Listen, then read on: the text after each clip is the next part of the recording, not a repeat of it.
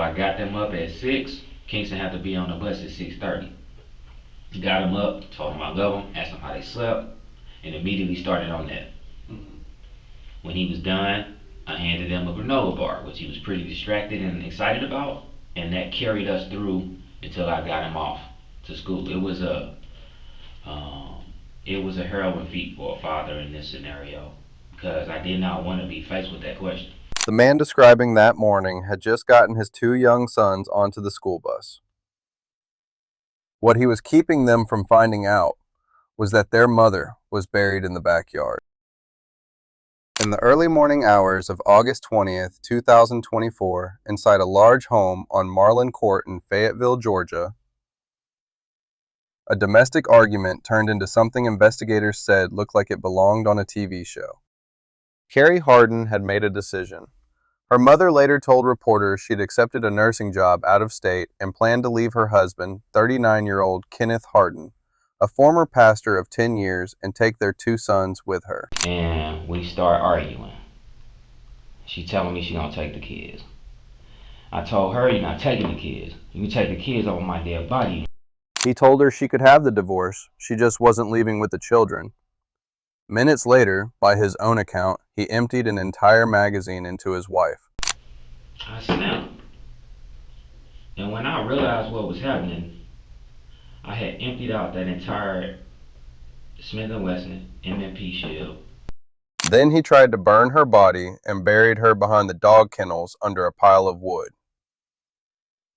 By sunrise, he'd cleaned the house, gotten the boys to school, and started planning his escape.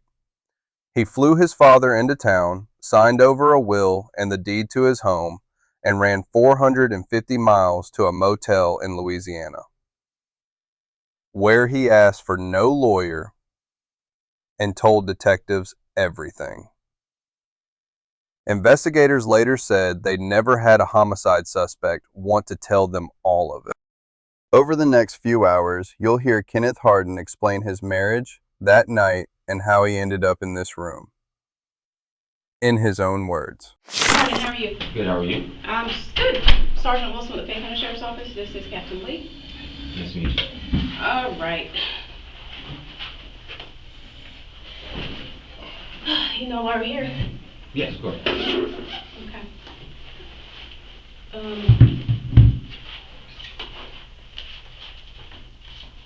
Can you just spell your first name for me? Kenneth, Kenneth Hardin, Hardin.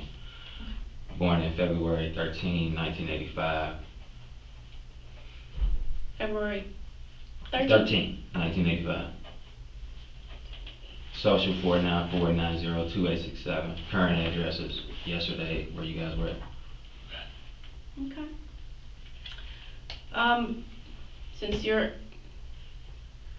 Since you're not free to go, and we're talking about an open investigation, I have to read you this, okay? Yes, ma'am. You probably see it on TV all the time.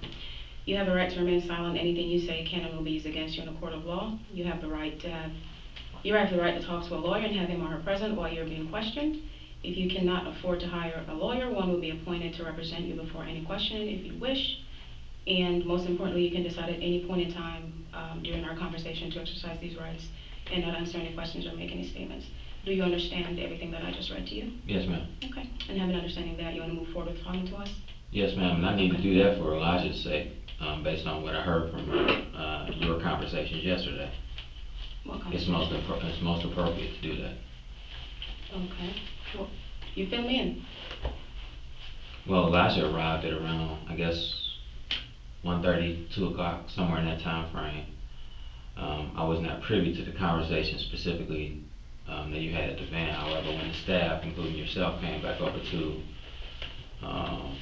the gate area, there was a lot of conversation that would suggest that somehow Elijah's involved in something. He's not. We took on Elijah when he was 15. His grandmother had put him out of the home in Reynolds County. His father committed suicide in Reynolds County Jail. Where's Reynolds? I'm sorry. Where's Reynolds County? Southern Missouri. Oh, okay. I'm sorry. You don't You're- know that. And I got up out of my desk when she told me that that's what she was doing. I went and got her. and he's been with us ever since. We, the two of us, thank you very much, the two of us are all he has. Got some coffee because it's cold. The jail is so freezing. It's got shivering. It's so cold. It's like that everywhere. Yeah. So he has had nothing to do with anything that has gone on. That's why I stopped. You know, obviously OnStar is telling you what my movement is. My movements stop around that time because I'm like, now I was not intending on Elijah to be caught in this. Like, I was like, what? You know, or Johnny, or my sons, they have, or my father, they have zero to do with anything that's going on. So I needed to make sure that that's clear. I have an attorney, I have multiple attorneys, but I need to make sure that that's clear that them boys, Elijah, Jonathan, Kenneth and Kingston, they have zero to do with any of this. Who's Johnny? Johnny's a long-term friend of mine. I met Johnny. But he doesn't live at that house. He does. He's staying with us right now currently. Oh, does he? Yeah, he was staying in the basement, the guest bedroom down in the basement adjacent to the movie theater. Oh, Okay. I don't know. We met him, have we? You did meet him. He was in the van with Elijah. Yeah, some other guys did. Okay. I don't remember seeing you yesterday, so it's possible. I was there. I know a lot of people were there, so yeah. There were. There were. Yeah, Johnny was in the van Okay.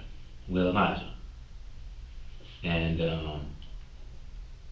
they have nothing. They don't know anything. There's nothing they can tell you because they don't know anything. I didn't talk to them. You know, it just is what it is. So now, what questions do you have for me? We're just trying to put the pieces together, trying to figure out There what seems to happened. be some confusion about that, as if there was something that's not completely obvious. I flew my dad down here on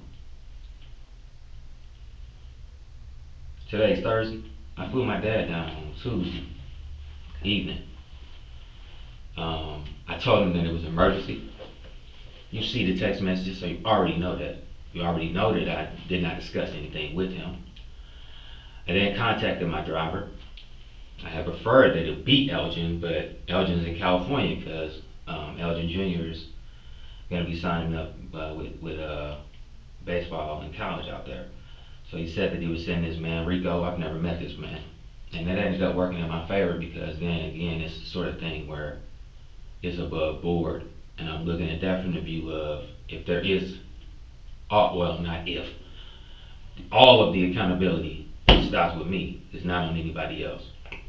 So I brought Dad to the city. I paid for his plane ticket. I instructed Rico to take him to the Holiday Inn Select in Fayetteville, but they didn't have any room. So he took him to, I believe, the Holiday Inn in Fairburn. I instructed Rico to pick him up in the morning at 8 a.m. and meet me at PNC Bank on 100 Beckett Lane in Fayetteville. Those employees know me, that's why I chose that location. I withdrew $5,000 in front of my father and other witnesses.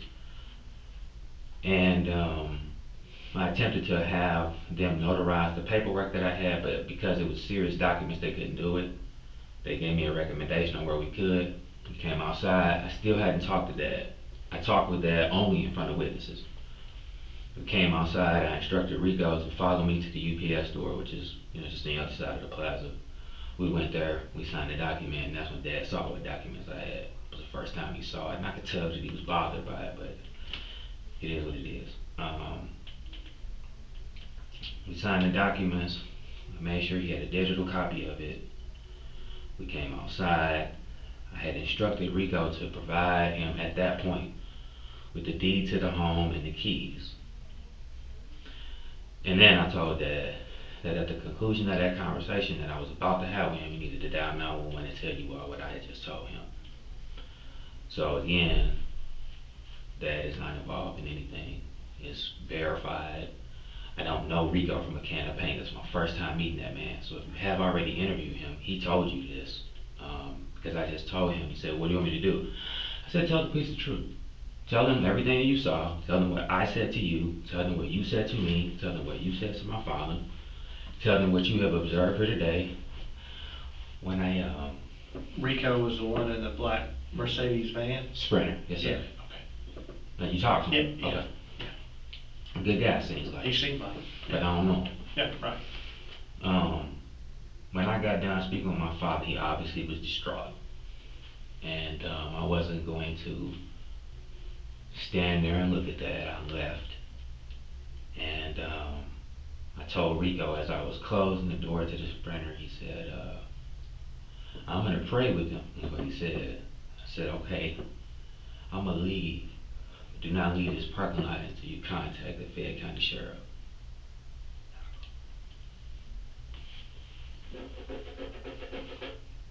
I closed the door and I left. My dad was uncontrollable.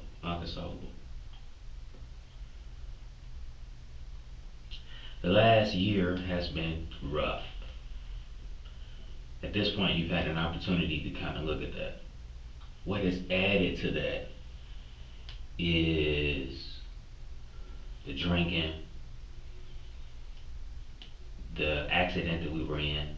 We were in an accident in September of 2023. We were hit by somebody shooting down the street. We were in Malibu while we were in St. Louis enjoying company and time with friends. And the car bumped me. I had looked at her and we were joking about something. I was telling her, hey, pick some music we could ride to. And then boom!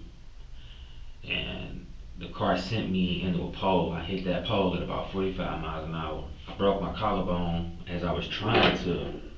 She had her seatbelt on, but it was just my first gut reaction was to just grab for her. She was just grabbing everywhere. She broke her arm in 3 places.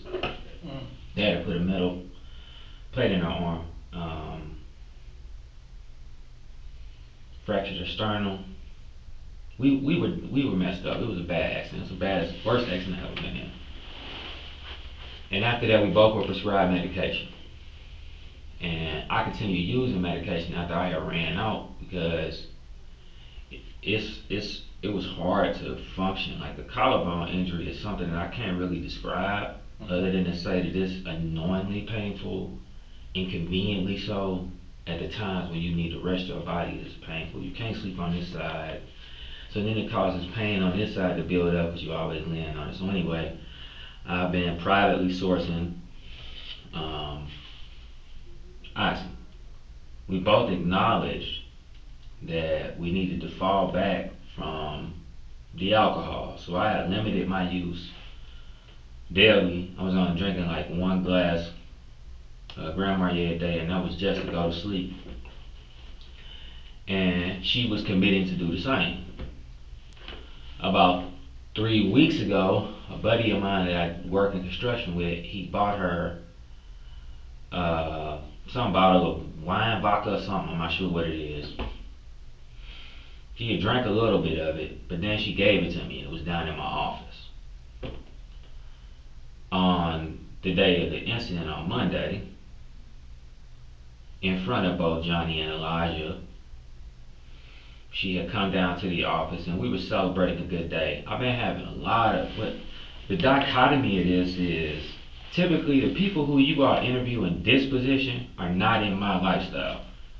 And I know that that provides more questions, and I know that leads y'all to make like certain assumptions that's probably not true, but I've been experiencing a lot of success. Like everything that I'm touching with the construction business has been panning out. And I had just closed a $20,000 deal with a guy. He lives 5 minutes from the house. Supposed to build him a showroom garage. And she had heard that, so she was excited. I was excited. We were having a good time. And she like, can I have my liquor? And I had lied and told her I had poured it out. But she knew I wasn't gonna pour our liquor out. So I had it in my bathroom cabinet. I went and got it. I gave it to her. And then there's a gap there. I guess people ate dinner, that kind of stuff. I know I did make some phone calls because I came downstairs. I think I was talking to Kevin, the guy who gave her the liquor. about the deal, and I fell asleep in my red chair. It was spun around. She busts into the room. The camera stamp will tell you when that was. I think it's about 8 or something. And asking me if I was gonna come upstairs. I'm like, what's up with the tone? Like, you been drinking? And she hate when I ask her that. Like, if I say, like, you been drinking? And we started arguing. And I'm like, here the fuck we go, you know. I'm trying to think if I ate. I don't remember if I ate or not. So I'm sorry I can't provide that detail. I know that conversation was, that argument was rough. She hit me in the head with some metal stud thing that's in my office. And I had a pretty decent sized night. It's gone down now some. I pushed her off of me. At one point I was holding her hands. And she was saying, let me go, let me go, let me go. I'ma fuck you up, let me go. And I'm like, you gotta calm the fuck down. And by the way, I know that's not typical for most married couples. It's typical for us. They have said we toxic or whatever. I let her up. She said a lot of shit, but she went upstairs. I called Dad. I know at that point I was drinking. And I called Dad, and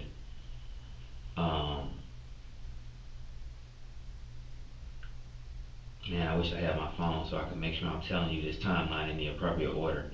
I'm not sure if I called Dad before she kicked in the sunroom or not, the sunroom door or not. I know that the sunroom door got kicked in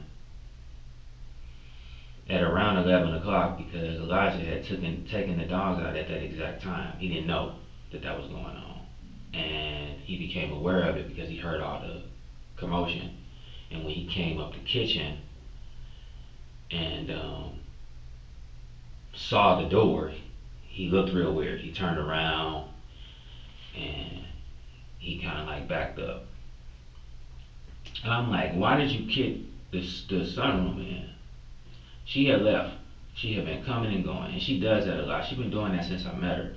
Or we'll have an argument and she'll leave. In the beginning, it was a cat and mouse thing where she'll leave because she liked the fact that I would chase her. And I remember being back in St. Charles County and St. Charles police like, man, y'all gotta stop all this. Because, you know, she'll leave, I'm speeding behind her, racing down the street. Come home, come home. She been doing that. But I learned as I got older, like, that stuff is dangerous. So I'm gonna just stay put. Whenever she leave, I'm gonna just stay put. She left and came back a couple of times. And I know that at some point I might just leave or just call the police. Like, if you feeling like it's what it is, because she kept saying that she felt like I had hurt her. But see, that was the other thing, was I was protective of what I was saying because I've been in several situations with her where she's called law enforcement and said that I did something to her that I didn't do. The largest time would have been in 2013 when that restraining order got pulled, and she had bruises on her arms, but that wasn't from me. It was from a patient at a facility. And I had to wait 2 weeks on a restraining order just to show that judge those text messages so I could get out of that situation. And he told us both never to come back to his court again. But there was another time where she, and Belle Fountain would have a record of that, where she had called the police. She had took a sock, put an orange in it, and hit herself in the face. See, the thing was, I was outside the whole time with my neighbor. And I had came outside because I felt it going that way. So I said, I need to get in front of a witness. And when the police arrived, they were pretty hostile with me. And it was starting to piss me off that as a black man, I keep having to interact with the police that are going to be hostile because they're being told things that are not true. And they were hostile with me, but my neighbor was like, Ken has done nothing. He's been standing here with me. He has cameras. That's why I have cameras, is because of this. And I've argued with her in front of a lot of cameras because I know that it's going to protect me in the end. So they went and talked to her. found out it was a BS story, and they asked me if I'm under press charges. Under no circumstances would I press charge on my wife. Just understand what we're dealing with, so if she called back. And this history is filled with moments where my dad has intervened as somebody who has tried to either help, and she's always resented that. So she'll say, you know, it hasn't been too many days since she texted me and said, tell your dad he won. You know, she texts cryptic stuff like that because she's not only battling me in her head, she's battling my father. And I don't really know why that is, because dad has not done anything but try to help her. You know, he's broken and mad. If you talk to my father in the past 48 hours, you understand where his heart is on the matter. But for whatever reason, she has not ever been able to discern that. And so back to the sunroom. So she said I was playing games with her prior to her kicking in the sunroom. This is why she was leaving, and it's around 11 o'clock. At 10:30, the protocol in the house is to go around and lock all the bottom locks. You've seen my home. We have a lot of hands-free locks. However, you need to lock the bottom lock at the end of the day, because as you all have discerned by now, the gate code open the doors. Yeah, so that little thumb piece that's got the numbers around it, the code you put in there is the same one you would use to get access to my gate. And multiple people had access to that gate. So we lock the bottom locks because otherwise that's a problem, because then somebody can come up on me. And you can tell I'm paranoid. I have a lot of cameras. There's cameras in the woods, there's cameras everywhere. I want to make sure my family stays safe. And because my home is so big, it's not like it was on Green Acres. I can't hear, and I'm sleeping heavier because I'm drinking. I need to be able to make sure that the tools that I have available to me are working. So that was a part of that standard procedure that I'm almost certain that Kenneth was a part of, because he helps now as cute. He'll lock doors. Elijah was a part of, that Johnny was a part of, because it's been explained to everybody. 10:30, 11 o'clock, we locking everything down, like 4 knocks, then we're gonna go to sleep. So during this time where she had left, that has occurred. So when she came back, I'm pretty sure video it is of me standing in the private part of the master bedroom deck, and she's saying, "You playing games with me?" I'm like, "What are you talking about? You playing games with me? I can't get in the house. None of the shit's working." And I'm like, "What are you talking about? Like, use your key. The key you have unlocks that bottom lock." And I think she was saying she didn't have the key. I'm like, that's not on me. Like, I don't know that you don't have your key. Like, why don't you have your key? And it just so happened that that basement door's battery was having some sort of issue, because I went down and I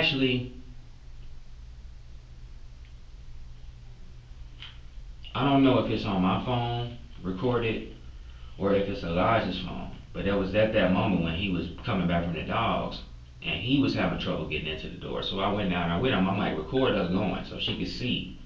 Nobody's BSing her with this. Like, is something wrong with the door, but it's not working. And I had tried it, it wasn't working. So then I'm like, okay, something is wrong with the door, and it just so fucking happens to be at this exact bad moment. Now she feel like I'm locking her out the house. But again, it's multiple doors. And we arguing while I'm trying to fix the sunroom. She talking shit. First she tried to fix it. She had put plastic bags up. That's why, I don't know if the plastic bags are still there, but that's why they was on the ground. And I seen that the glass wasn't broke. So I just tightened it up where I can. I think I texted Dad, and I showed him a picture of that scene, and I told him to pray. I'm like, just pray for me, like it's a lot going on. And then I talked to him. After everything had settled down, we had went our separate ways. And I'm outside. I talked to him probably almost an hour or so. I sat in a box truck. The vital mistake that was made was, you all know I was shot at Magic City. You dug into that far yet? Alright. I was shot at Magic City November the 24th, 2022. I currently have an open lawsuit with them. in Fulton County. But Magic City, you have a lawsuit? Yes, sir. Okay. I'm suing the owner, Mr. Magic, and also the club itself. And in that lawsuit, I allege that, there's negligence because one of the security guards decided to shoot the ground. And the bullet ricocheted up, it hit me in the penis, it took out my left testicle, and it hit me in the thigh, it came out the back of my thigh, and almost killed Elgin. That's a part of this too, because a lot of her frustration is, I don't work how I used to work because I was shot in the penis and I lost a testicle. And she likes to bring that up in those fights. And so prior to that, huge gun advocate, volunteered to train conceal and carry back in Missouri, would volunteer to train people on gun safety, really into guns, a member of the NRA. But after that shooting, I stopped all of that. And it was because of the fact that I felt a spiritual connection with that. So I wanted to step away from it. And I built the current display that's in my master bedroom to hold the firearms, and they have just been sitting there and nobody's been bothering them. The only firearm that's been seeing usage is hers, because I know she keep it with her. But I haven't touched, I've been riding with them, I've been going to customers' houses with nothing, I've been going wherever I'm going, because I haven't really been going anywhere either. That's the other thing, is that shooting completely changed the structure of our relationship. It changed how I move, all of that stuff. I just been really vague, sitting still other than normal stuff. These past 2 weeks, and I'm almost certain I said this to my father as well, but 2 weeks ago when we had a bad fight, and that's in my text messages as well, it's in hers too, she had said, I'm gonna call them white boys, and they gonna take care of you. You talk tough with them white boys. And I'm connecting that to what I already know to be true about my interactions with the police. They are gonna believe what she's saying right off the bat and then deal with me accordingly. And I say, this time I wanna handle that on my own terms. So I'm carrying Monday night just as I was carrying Sunday and Saturday and Friday, because I got this feeling like there's gonna be something fucked up happening, and I wanna be in a position where I can deal with it this time. She's either gonna send somebody over or some guy where it's gonna be the police. So it's on my hip. I'm having this conversation with Dad, and I'm telling Dad that I don't know what to do, that I'm at my wit's end.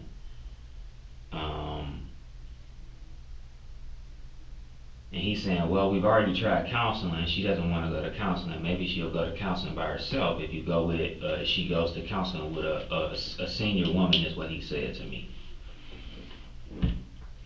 And I'm like, all right, Dad. What I kind of wanted him to do was pray with me. And unfortunately, I guess it was too late, and he was probably aggravated because I had been talking to him about this a couple of hours. He's a grown man with his own life and family. And his almost 40-year-old son can't keep his shit together. He got to continuously deal with that. So I kind of felt like he was blowing me off. It didn't have nothing to do with what's happening, but it still kind of felt that way.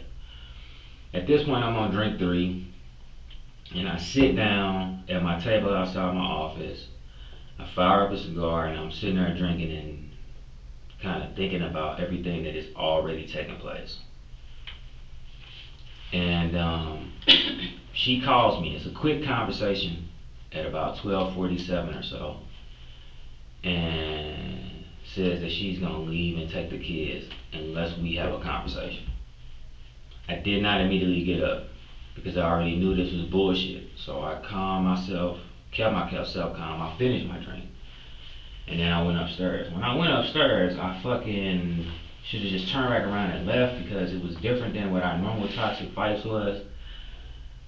Because I saw her firearm. Where it was sitting when you went in the house is not where it was sitting. It was actually sitting on a bed, but I saw it. So I'm like, what type of fucking game is we playing here?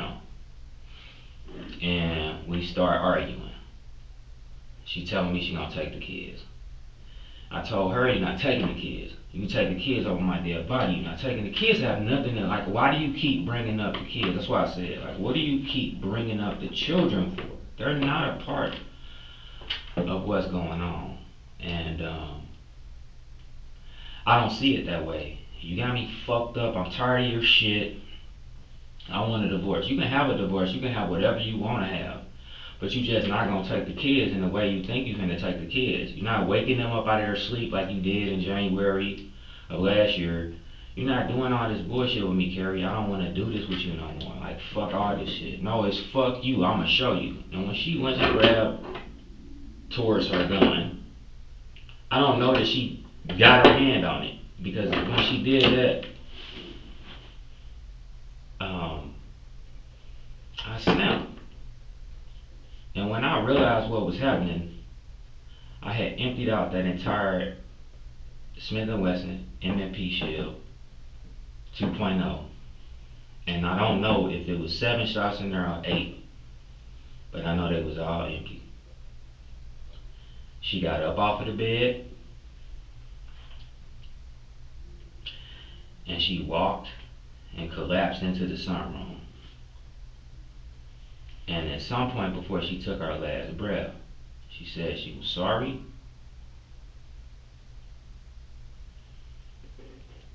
And said she shouldn't have said what she said.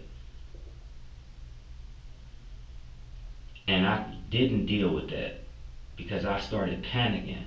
Because I said, I just shot my gun in my house, my wife dead, and my little boys are gonna run down here and see this. Everything you see after that is that. It's not what you all were discussing on camera. And I, several times, the way that you guys were talking about it, I kind of wanted to turn around and come back. It was kind of annoying that you all couldn't see why I had did what I did. I didn't do what I did because I was trying to hide something. You can't hide what happened. It's impossible to hide it. I did what I did because I was trying to limit what my kids, Elijah and Jonathan, would see that would lead them to understand what went on. I didn't tell them what I did. I didn't tell them what was happening, and I was trying to clean things in a way where I didn't want my sons to walk in their mother's blood, coming and knocking on my bedroom door. I didn't want them to see blood on the door. I didn't want them to see blood in the sunroom. I didn't want them to see blood on the carpet. But it was at the point where I got to the carpet where I'm like, I'm just making shit worse. And I had been drinking, so I wasn't doing things that I would have done if I was sober. Because, you know, I made it appear like I'm trying to hide something, and that wasn't really the case. I said, what am I supposed to do with her body? I'm like, okay, I'll drag it outside. But then I left a blood stain coming all the way outside everywhere I dragged it. So I'm like, oh my God, now I gotta clean that up because the boys or Elijah could be taking the dogs out, he could see it. Or I'm gonna put the body, put it in the woods. And I'm like, my dogs are gonna go down there. Elijah's gonna follow them. I need to get rid of this. So first I tried to burn it. I ain't never did no shit like this. My damn near killed myself. You saw my gas can. You know, when I poured gasoline onto it, the fire came back and damn near exploded the can. Thankfully, it's got that safety mechanism. I hurried up and threw it down, and then I took it and put it where you found it, by the trailer. I eventually took that white bucket that you found. I went and got water out of the pool and stopped the fire and just let it be what it was gonna be. The fire had got so big, I'm like, at this point, my neighbors are gonna see the shit. Came back in the house and I spent the rest of the night just cleaning blood out the sunroom and out of the bedroom. I took the kids I took a shower, and then I took the children to the bus stop. Elijah and them left while I was in transit to prepare to either take Kingston or right after I took Kingston because I had an appointment they had to be at early. They left, I believe, at around 6:50 a.m. Kingston's bus picks him up at about 6:40. After Kenneth was picked up, after he left for his bus, he left at about 7:20. His bus picks him up at 7:30. I went back to cleaning. And then I said to myself, I stood out on the deck and I said, from here I can see her. So I gotta do something about this shit. Like, I can't let these boys see it. That's the only motivation. So then, first I tried to dig a hole, and I never done that before. And I'm like, this is fucking hard, so what's the next move? I'm like, there's all this debris down here, I'm gonna just put it there.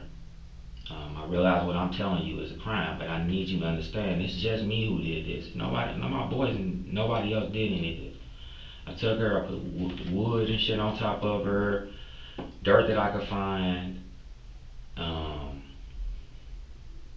tried to keep from throwing up, and then I put a vertical stump there so that I could use that as a marker so I could tell Daddy where to tell you all to find the body. So when I talked to Daddy in the jail yesterday, and he said that you all told him that you couldn't find the body, I was like, I was confounded by that. But then now it makes sense why your actions are what your actions are, because you're thinking that I have her somewhere or something. That's not the case. She's exactly where I told my father that she was, behind the dog kennels, under a pile of wood, with a vertical log sitting there.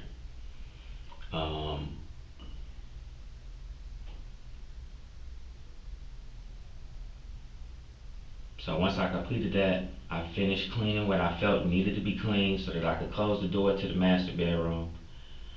I did try and see if I could steam clean the blood on the floor. I was like, nope, can't do that. And then I sat down and faced the reality of what I had done.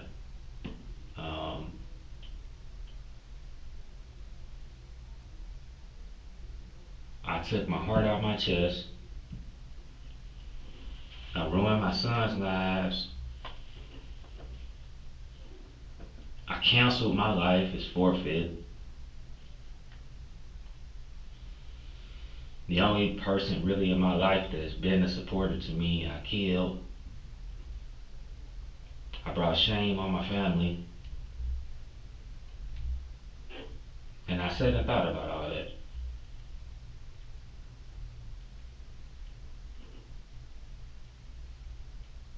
I wrote a power of attorney. I wrote a last will and testament.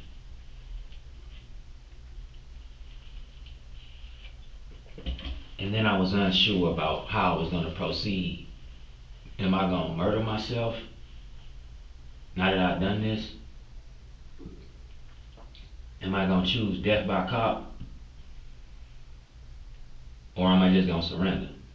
And I don't think that I cleared that up until I was in that hotel room yesterday.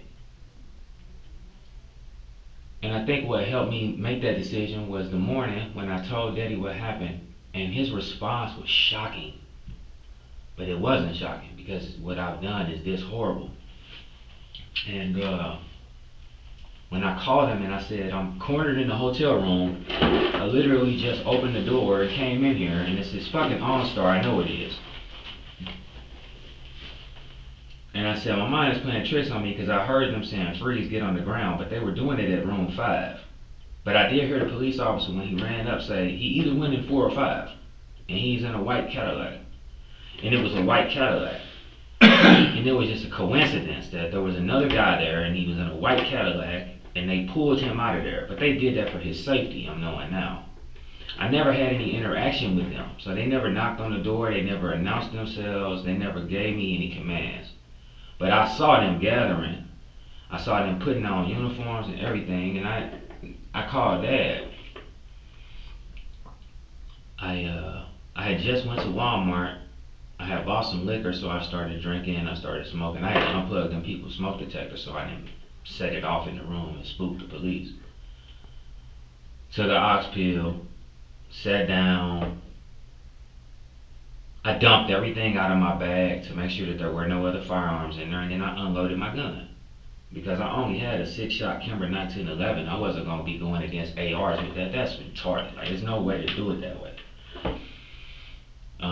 I locked, even though I think OnStar was blocking it, but I locked the car so that there would not be the perception that I was going to come out and try to run for it. And then I called Dad, and I'm like, you know, what do you think I should do? You know, and I'm like, You know, he's like, you don't think that this conversation is being recorded? I'm like, I'm pretty sure it is, Dad. I said, I don't really have an option. I'm sitting here right now, my back is against the wall, I'm backed into a corner. And he told me, he said, son, I can't take any more of this. And I could hear my children in the background. And my 11-year-old's really smart, so I know he heard that. And so I made a conscientious decision, and I made him a promise that I would surrender peacefully with no resistance. And that was on the table of options. I just needed to come to terms with that. And if you all hadn't been so good at your job, you know, maybe I'm gone. If the GBI hadn't immediately came and recommended that you track the OnStar, maybe I do make it to Mexico. And then the accountability is just in my head. But I don't think that works great. You know, this is the preferred method. When you ask people about me, you will find that they're going to tell you that Ken has always been a person of accountability and integrity. I've always been that. So this is outside of my character, and I realize that it puts me in a bad light. And that it makes the things that I'm telling to you questionable. But no, accountability for me is the first part. That's the thing that I need to do. And I just had to be forced to get to this point where I could do what was necessary. But not once I knew that that's what I needed to do, I don't have a problem doing that. And that's why I'm having this conversation with you. Max is gonna be fucking pissed when he finds out that I've spent the last hour talking to you without him being present. But if he had been present, I wouldn't have changed what I told you, because what I just told you is the truth. It's verified by the shit that you had already assumed. One of the guys comes out of the house, like some of the team, they gotta understand that not every house is the same. I have ears and eyes everywhere. You can unplug stuff, it don't change it. I'm able to hear everything you're saying and doing. He come out the house like talking about the bullet in the headboard. Remember that? The way he went about talking about that was pissing me off. It's like nobody's trying to hide nothing, Jack. I know that bullet hole is in that wall. I didn't fix it because there's nothing that I'm trying to hide here. What I was doing was that bullet hole it's not really all that noticeable. He made himself seem like he was a genius for finding it. I took care of things that I needed to take care of that the children would not see. So when they do come back to their home, when you all release that crime, have you released the crime scene yet? It'll be probably after our conversation. Okay, so when you release that crime scene, my son's gonna go back home. And he did not know nothing went on.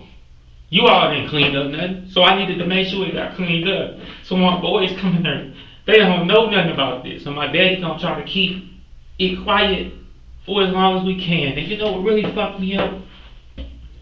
I said to myself, when Elijah finds out about this, he's gonna hate me. And I'm okay with that because I deserve that. And when I called Dad and told him that I have successfully surrendered and I have been booked into whatever the fuck, I don't even know where we're at. I keep hearing it's either Covington and I keep hearing it's Saint something. So whatever it is, I told Daddy that. And he says, Elijah, I want to talk to you. And I'm expecting the worst. And he gets on the phone and he says, sir, I just want to tell you that I love you and I'm not.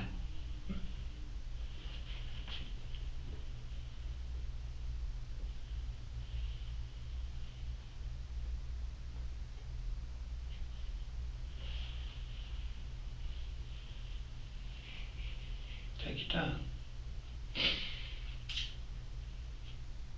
I want to tell you I love you, and I'm not mad at you. And I got these boys, they're my brothers. You all can hear it, it's on the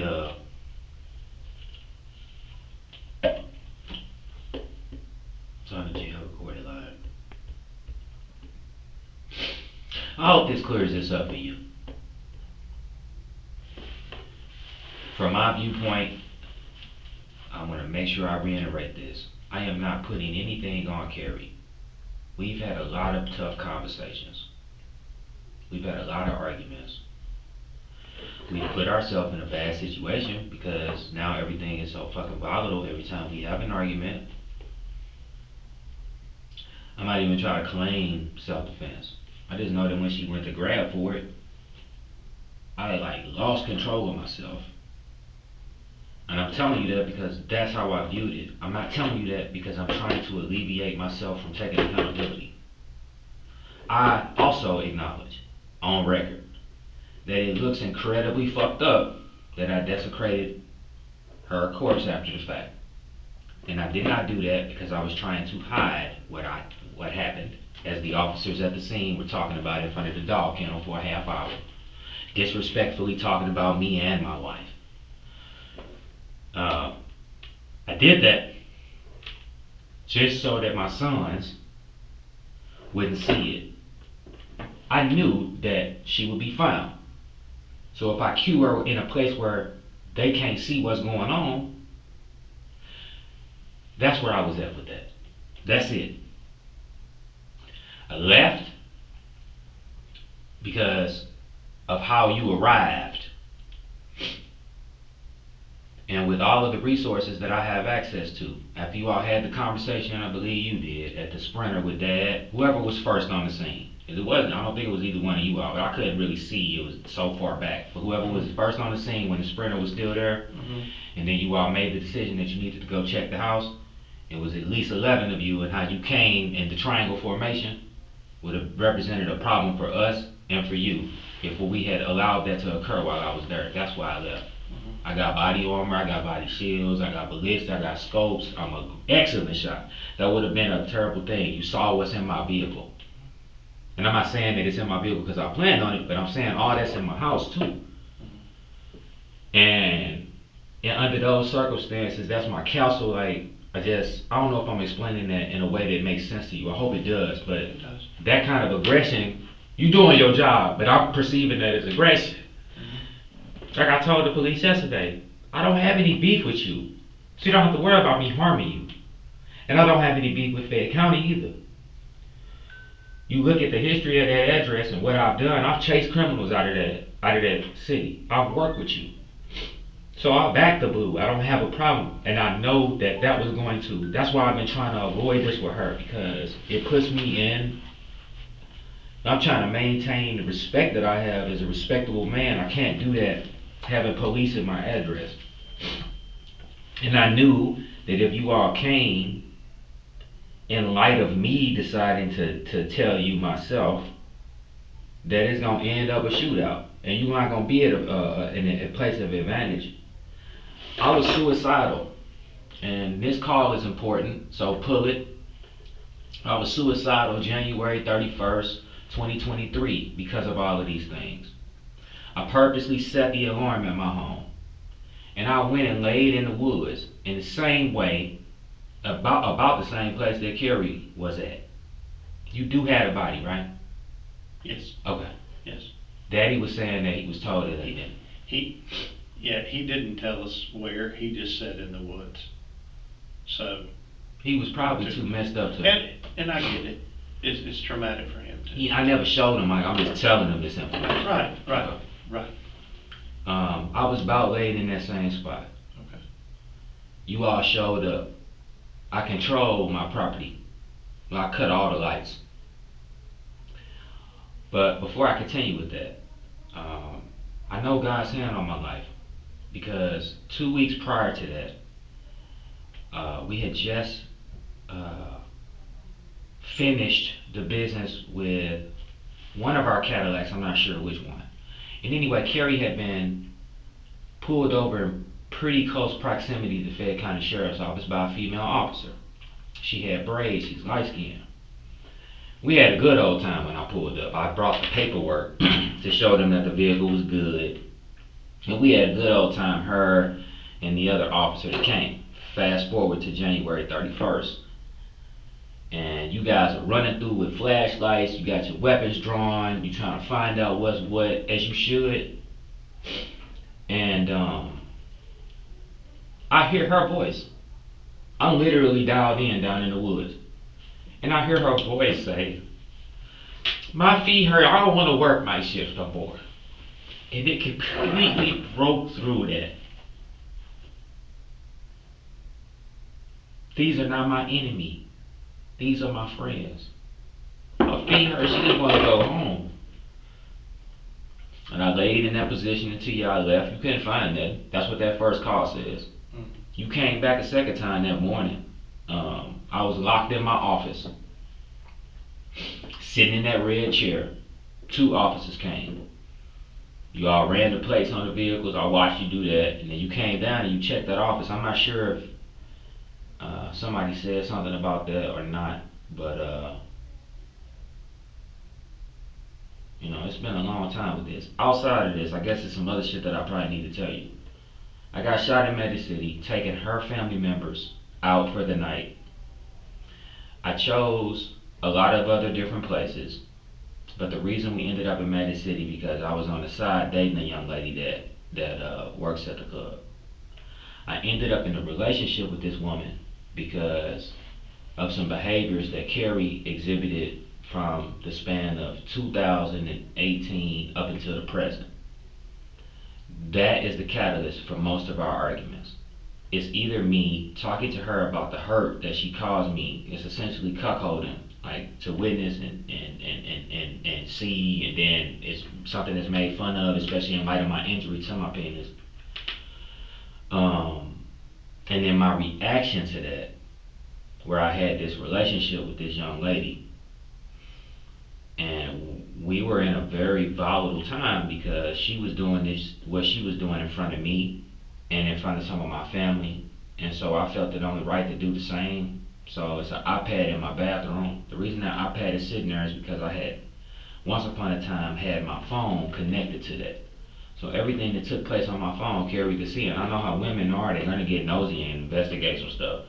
And she would go and look at that. She saw where I was at. She knew that I was seeing this young lady, and she didn't say nothing about it for months and months.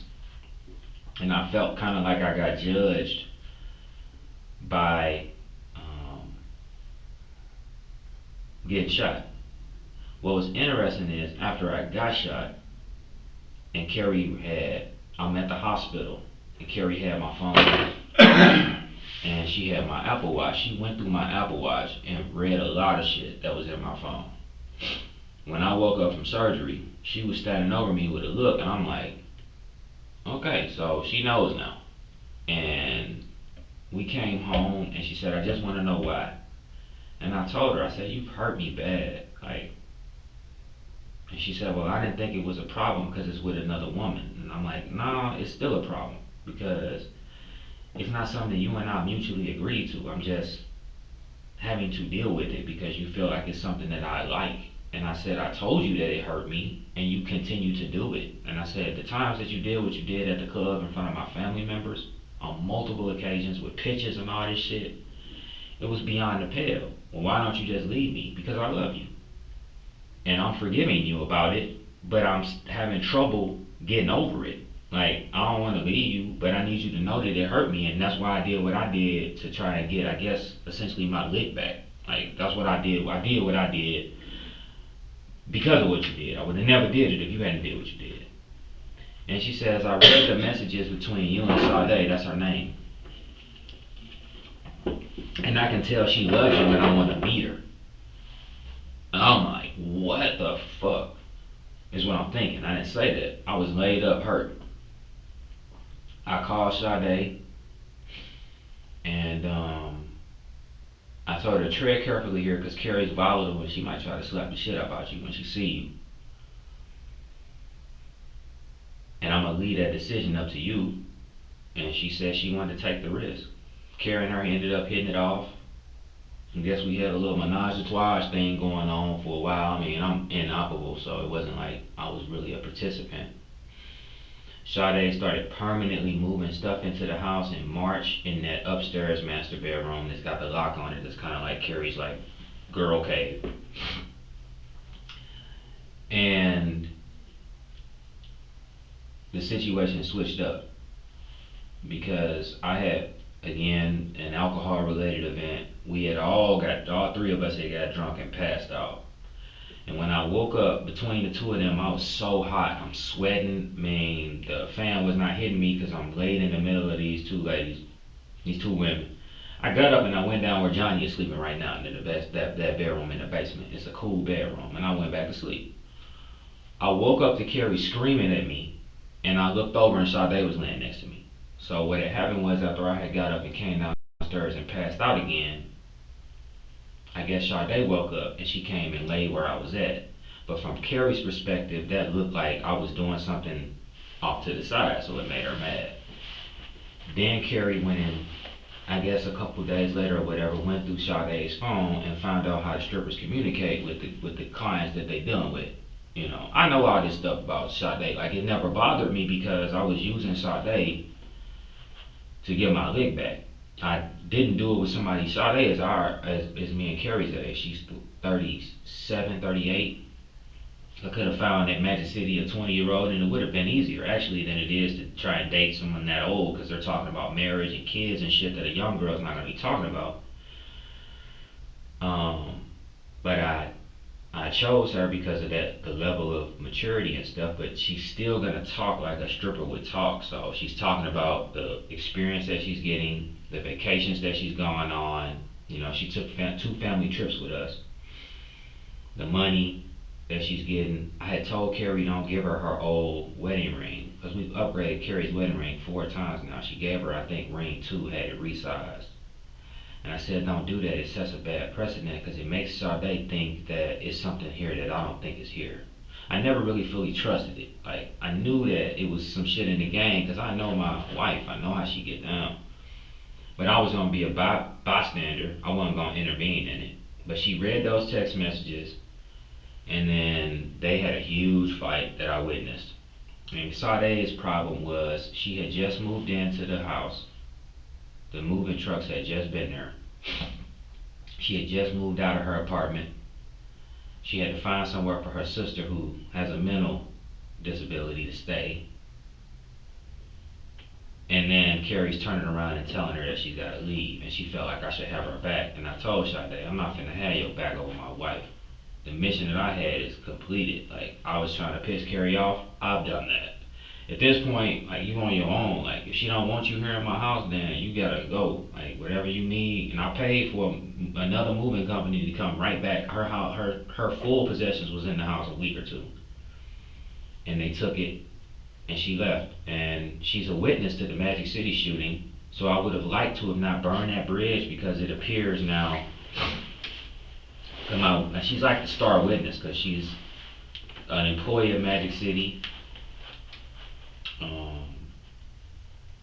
She saw the entire shooting. She saw what started it, and I know that I've lost that now. But I have that video evidence. So I'm sure Max can figure it all out. But her and I no longer communicate. We haven't talked since that day. She got put out of the house in April. I changed my number in May. She don't even have a way to get in contact with me. Something I've tried to tell Carrie. And Carrie just seems to think, because it went on 8 months, and she got a right to think that there's something going on. So even when we had the fight 2 weeks ago, it's the reason I told you all that, because I kind of think it like gives more insight into what actually we are actually arguing and fighting about.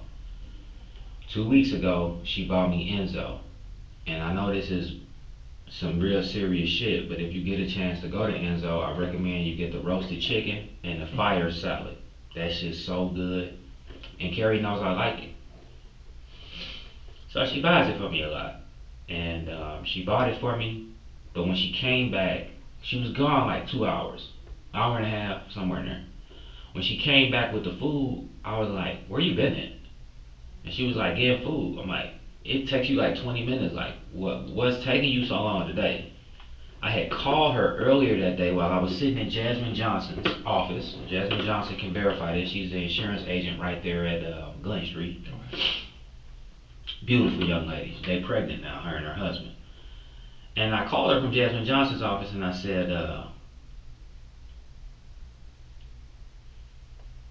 you want to go to Enzo tonight? And she was like, no. I'll get you some food from there, but I don't want to go. And I'm like, okay.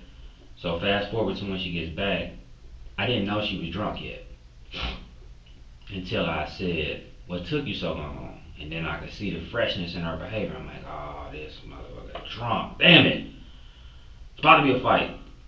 And then she says, "Do you want to go to Enzo tomorrow?" And I'm like, "No, I got a full day tomorrow. I got clients.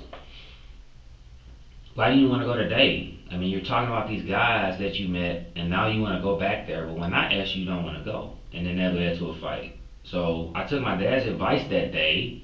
I didn't call him that day, but I took advice that he's previously given me. I saw that coming. I saw a big fight coming, and I got up and left. I left the food sitting right where it was sitting at. I got up, I went out of the door to the privacy part of the deck, went down, got in my car, backed out, and went to Hardy's. And ordered a 5-piece tender. And she was texting me saying, "Tell that bitch I said hi." I'm like, "What chick are you talking about?" Like, so it was that sort of thing.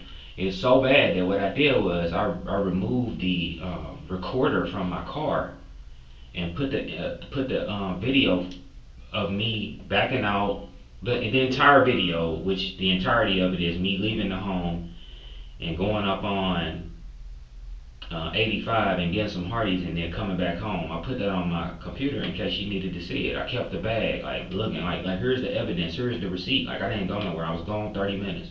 And when I came back, she was still argumentative about it, saying I had went to see somebody, and that was by phone because actually that day she left and didn't come back. I didn't bother her. I didn't call her, but she was gone for the entirety of the night and did not come back home until I think noon the next day. And she left as soon as I came back from Hardy. So the argument tried to start and I stopped it by leaving. And when I came back 30 minutes later, she stayed gone the full night. And there's a lot of shit went back and forth. Her calling, arguing with me, saying, regular stuff for us. Accusing me, saying I ain't shit. Saying she gonna take the kids.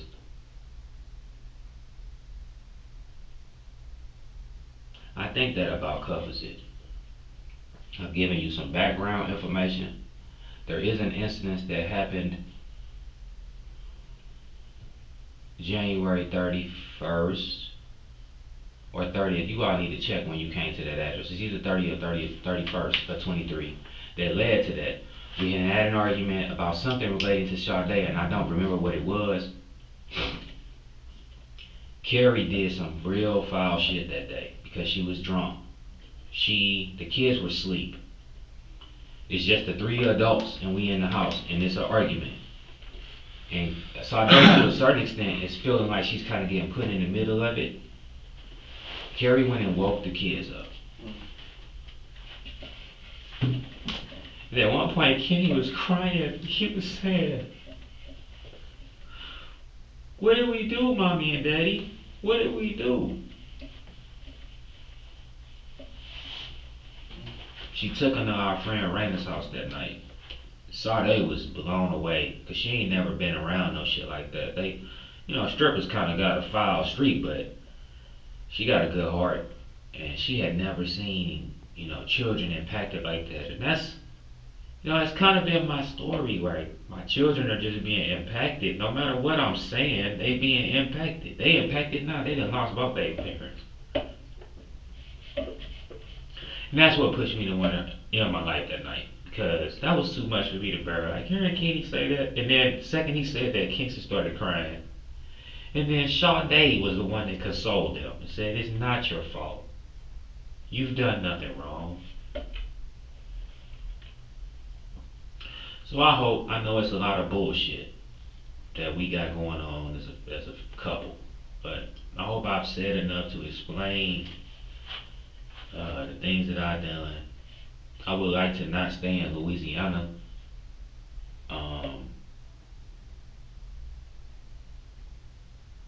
I gotta tell you, I don't like Louisiana. So if it's okay with you, I would like to be extradited back home. I'll deal with you, and I'll be whatever you need me to be. But I don't want to do it here. I don't want to be in a court here. I'm not sure if I would be in a court here anyway. I don't know how it works here. And I just need to be extradited. And then as far as my guns are legal, not one of my guns is stolen. You found guns, but they legal. Like, so I'm not sure what the hell they gonna do about that. Which gun was it you used Monday night? Was it the one in the hotel room? No, it's the one that's sitting in the gun cabinet. Okay. It's a Smith & Wesson, police issue, M&P, okay, 2.0. okay, It is unloaded. okay. Is that, what caliber is that? 9mm. Okay, It's not 380. okay. And you picked up all the brass when you were cleaning? I'm not sure. I just took everything was in the bed for the most part. I just gathered it all. So it's possible that it's something on the floor that I missed. It was a rush thing to just clean up as much as I could possibly. You see, I ain't even put a sheet back now. Right. Okay. What, real quick, do you know, well, your phone code on your Apple? Not Is it like a number, or you just use your fingerprint, a face? I use my face. It's not off the top of my head because it's long. The reason I ask is some of the stuff you're saying that can corroborate, like your dad's not a part of it or Elijah's not a part of it, and you were saying you can check my phone if the text messages are there. Your phone can be checked, but the time frame of how long that takes depends upon if we have the passcode or not. You see what I'm saying? I understand. In other words, the machine that can work a code out, it could take a day, it could take a year. So the quicker we can get that. But the phone that you're trying to work that on had nothing in it. Not the burner. I'm talking about the other phone. You had two phones with you. Neither one of them are relative. Oh, okay. Yeah. What about your? Well, then my the phone cell phone that had the text. My phone on the side of the road somewhere. Oh, okay. What about Carrie's phone?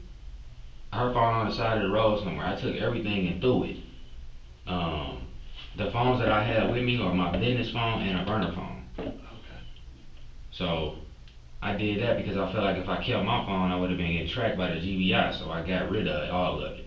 I felt like it was gonna be pinging or something, so I just got rid of it. But I know my Apple stuff's still good, but I don't know how to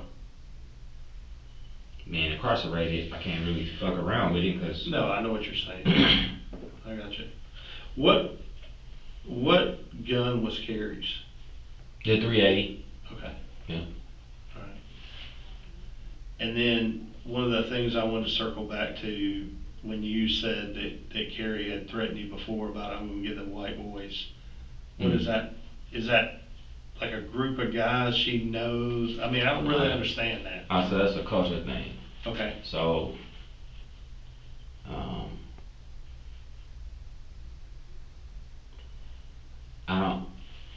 I don't remember the month, but in 2013, we had Kenneth in June. I think in August, I come home from work late.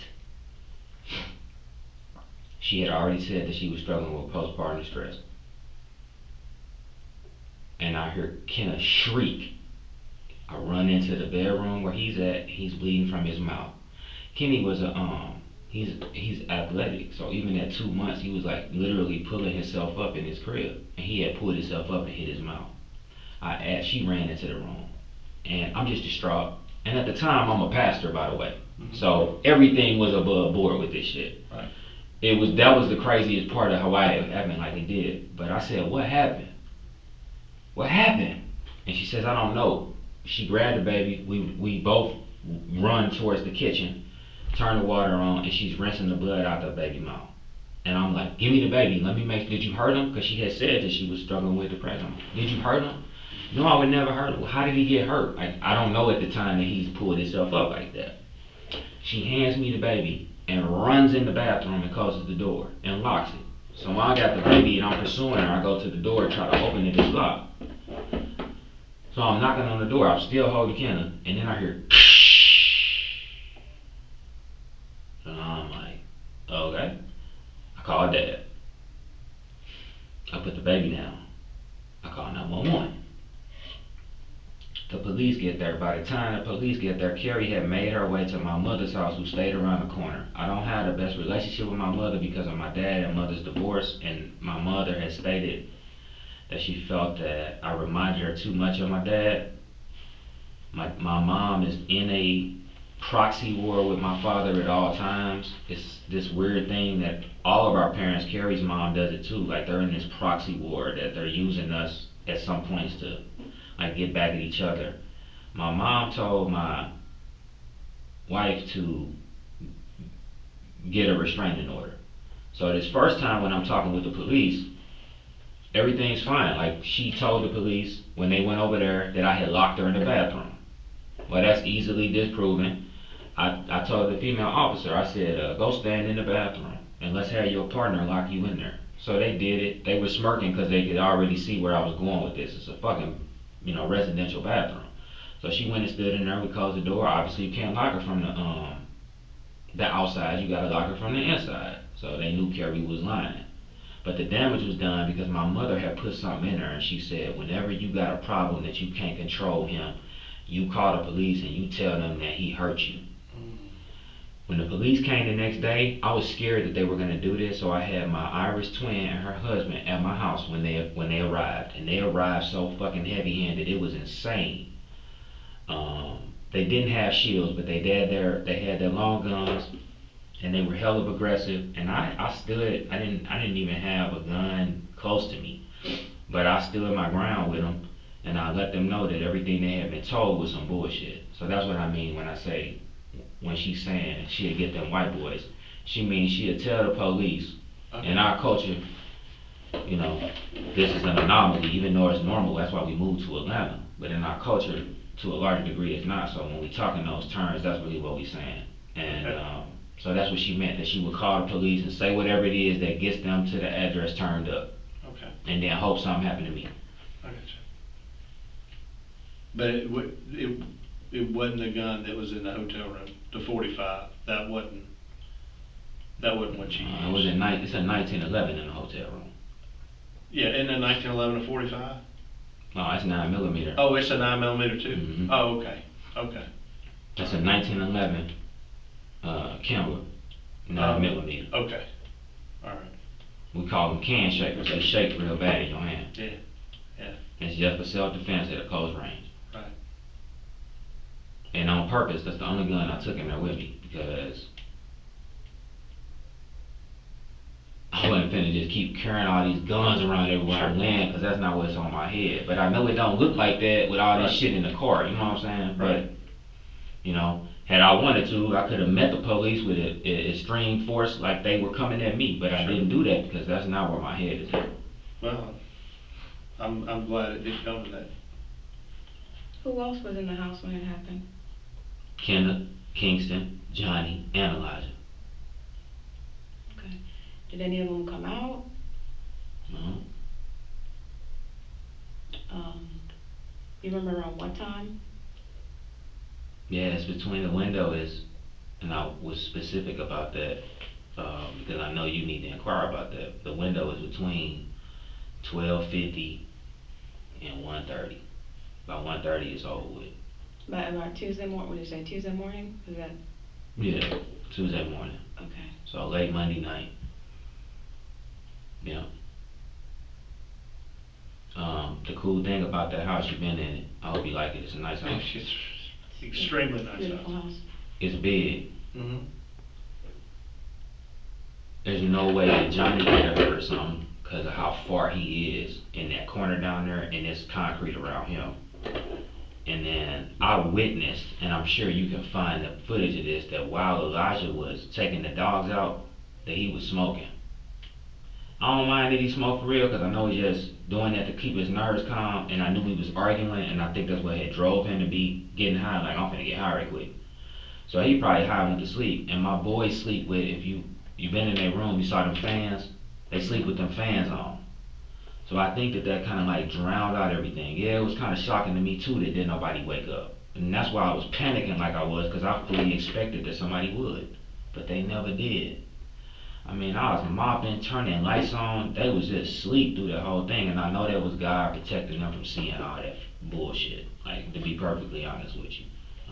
So yeah, I know you have to do your due diligence. Again, that's why I have been so direct with you. Hopefully, it meets the mustard for that. I spoke with you without an attorney present because I need you to understand that Kenneth, Kingston, Elijah, or Jonathan had nothing to do with what took place that night. Absolutely zero. There's a block of time missing in the DVR. Yeah. Was it stopped after this happened? Right. Okay. Okay. Yeah, because I didn't want to have camera footage of me dragging shit around. I understand. Yeah, and I turned it back on at 6 in the morning. Right. Okay. Yeah, that's when you I just wanted to make sure that was okay, and I'm glad that you said that because I forgot about that. So yeah, whenever the footage just kind of like immediately stops, that's when the incident over with. Okay.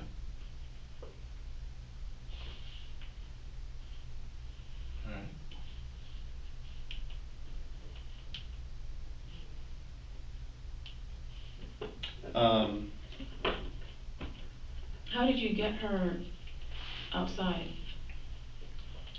Man, I dragged her and it was difficult. Like extremely difficult. Extremely difficult. It was exhausting. It was hurting the whole way too. Every move that guy made was fucking hurting, but that dragged her in a comforter down there into them woods, and the path that I took is not what the fucking guys in front of the dog kennel camera was saying. I did not come down those stairs. I came out of the sunroom door that had been kicked out, down that deck, through that grass, down that sidewalk, and then across the grass until the ground starts going down into the slope. And then it was easy because it was a lot of slope helping that process. Was she in the garage at any point in time? Mm-mm. No. Which garage? She was in no garages. And the one where the Hummer's at? No, hell no. However,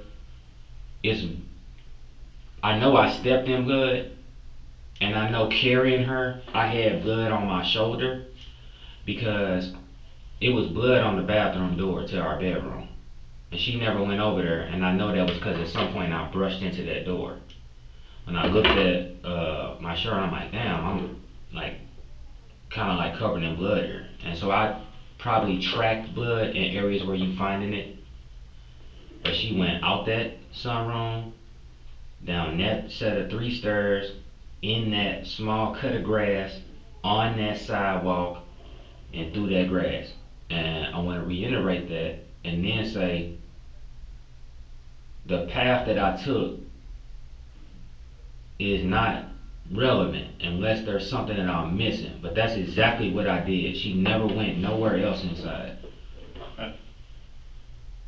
I mean, it's something like this. Everything is relevant as far as it details, because we don't like to guess or make things up or put words in your mouth. How come they was doing a lot of guessing yesterday? A lot of talking was going on, and that's what forced me to have this conversation with you. Some of the shit they was telling her. A lot of it's a coping mechanism. What the people were doing? No, what people say in a situation like that, where I'm not justifying it. You don't have to take accountability for it. I'm just saying, just like you were saying earlier about you feel like you might want to make somebody understand. Again, it's hard to make somebody understand what goes through everybody's minds at certain moments. Some things are coping mechanisms. You say the worst about a person or an idea about a person as to get it out of you. It doesn't make sense to a lot of people, but that's probably some of the stuff you heard. And again, take accountability for it. I mean, it is what it is. Doesn't make it right or wrong. I almost said something. Do you remember this? Another officer that was talking to you about how he liked the setup of the gate and was trying to find out why I didn't take the gate all the way back? I mean, it was just so much happening yesterday. So I almost came across a thing at that point. And I'm like, if I do that, I'm gonna spook y'all. So let me not do that. We knew you were listening. Okay. I mean, with all those cameras and everything else, at least some of us knew, or some of us suspected we suspected that you were listening.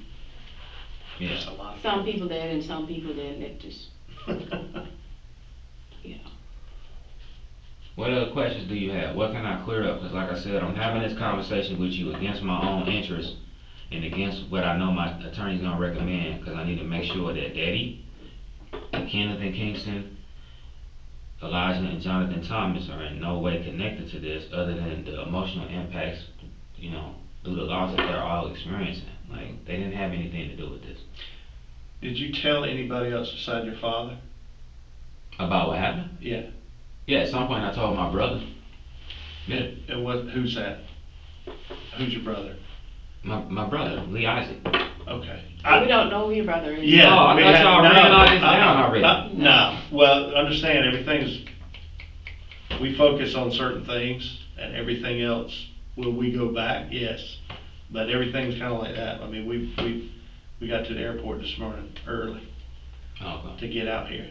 So Lee Isaac, where does he live in Georgia, or is he back in Missouri? Neither. He lives in Murfreesboro, Tennessee. Oh, okay. Yeah. And you called him and told him about it? Mm-hmm. Okay. All right. Yeah, I called him. He was the first person I called after I told Dad. Okay. Yeah. I think that's a lot. Mm-hmm. I said that's a lot. Yeah. What's a lot? I know. No, just trying to think of anything else left to ask you. The Percocets last night. Oxys. Oh, they're oxys. Okay. Have you ever had any problems with those being laced with fentanyl, or? No, because they're legitimate. Oh, okay. Okay. Yeah, I would never buy nothing off the street because it could Well, be laced with fentanyl. I mean, now and I'm sitting in the jail and everyone's talking about ice, fentanyl. Right. I'm like, man. Well, I didn't know if the pills you had last night were connected to possibly a way out.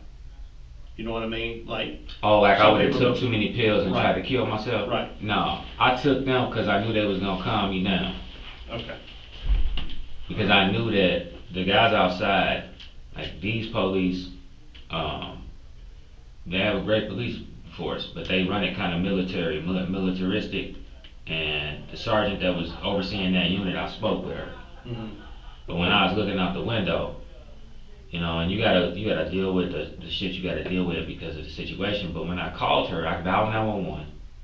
It's like I said, they didn't knock on or nothing. They didn't announce themselves. Mm-hmm. And the only thing that I had heard was as soon as I unlocked the door and went in, and they were running up on the hotel, but they were talking to the guy in 5.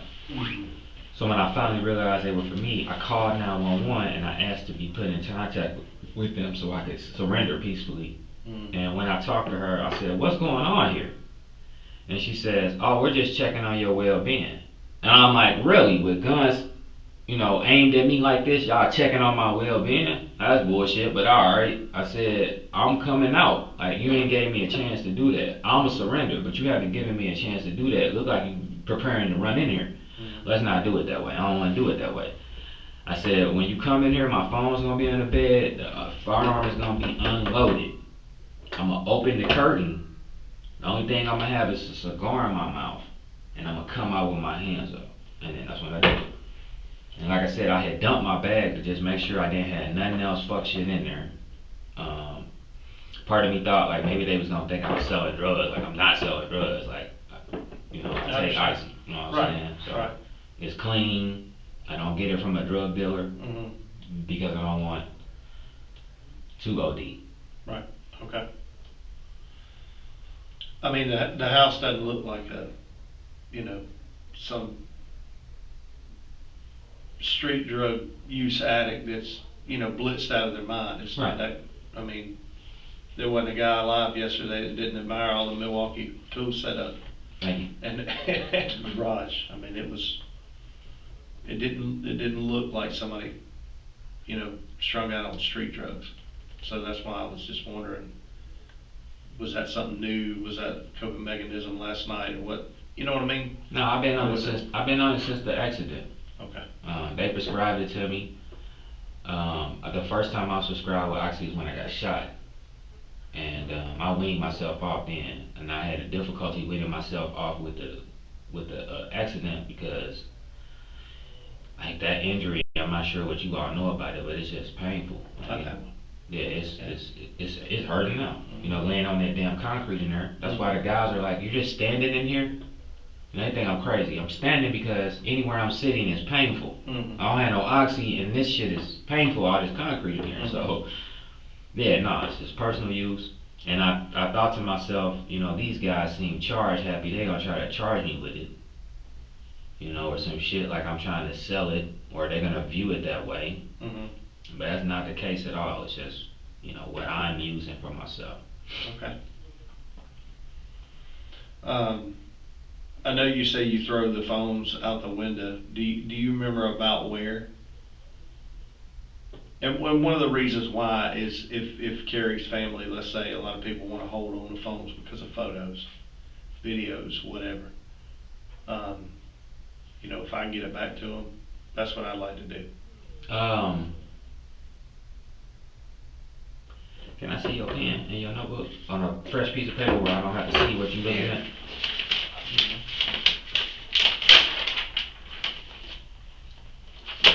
Make sure that's right.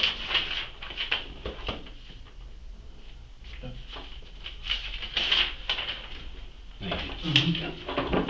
I'm almost positive that Carrie's password to her computer is that.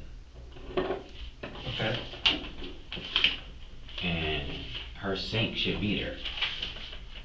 Oh, you mean like it syncs up with the cell phone, like Right. whatever she takes with the phone is gonna be on the computer? What computer is this?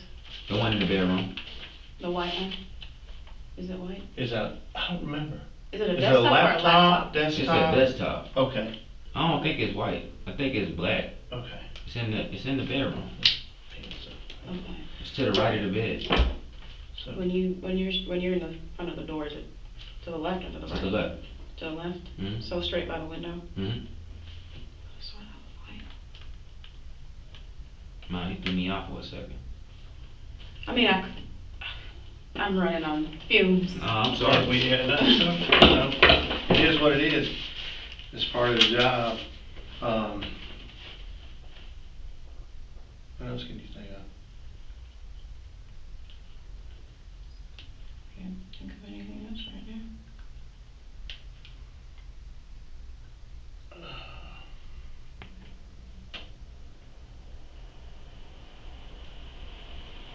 Do you know, you got Elijah's number?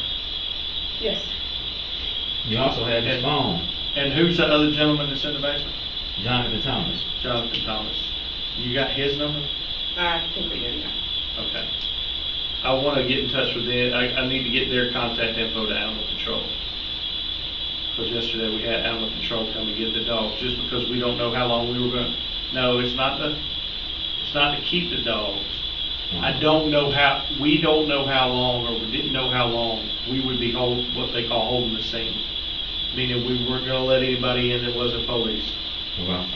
The dogs are innocent, don't want anything bad to happen to them. And they're obedient dogs. We call animal control, kind of like we do DFACs for kids, as far as we need somebody to take care of them until we can get them proper homes. They're always, just like with DFACs, going to side with family or relatives. Okay. So Elijah or Jonathan, I want to be able to get their contact info to animal control. Okay.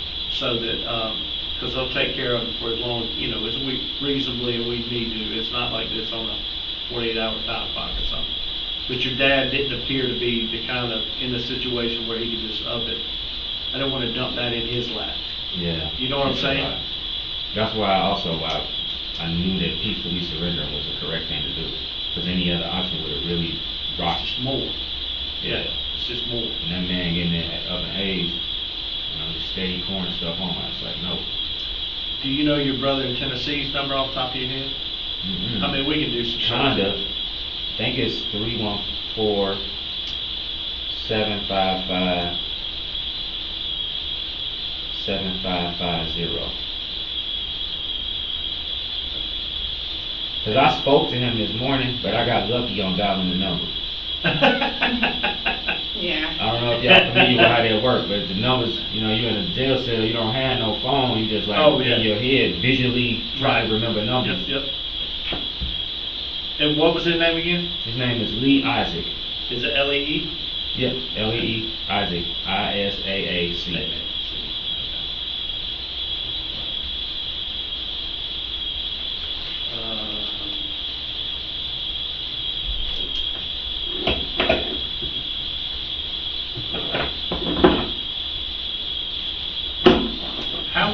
How long were you in Carrie?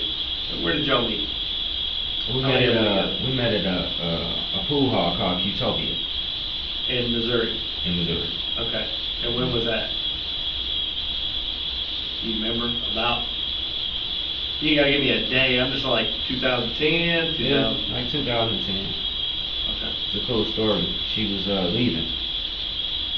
And she was leaving quickly because somebody had disrespected her and her friend. And they were walking briskly. And I was standing at the corner table there by the door. And I saw her. And I knew I was going to marry her. I grabbed her by the arm. I said, what's your name? And she said, my name's Jeanette. Her friend Shamir said, take your hand off my friend. I said, that's not your name. What's your name? Jeanette's her middle name. My name Carrie. I got her number, and I said, I'm gonna marry you. And she laughed and was like, dude, you crazy. And then they left. I got into a pushing match with some guy and lost my phone. And that's before the sync and stuff is what it is now. So I offered the DJ, I had him offer the club, the bar, a $500 reward for the return of my phone. And nobody returned it. So for 2 weeks straight, I kept going back to Utopia.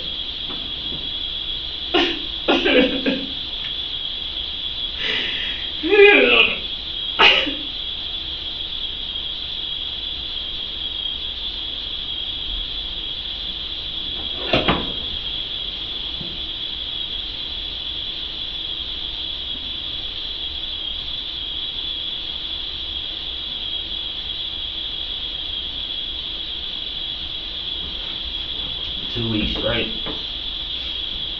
Kept going back to Utopia every day. I didn't even want to be there.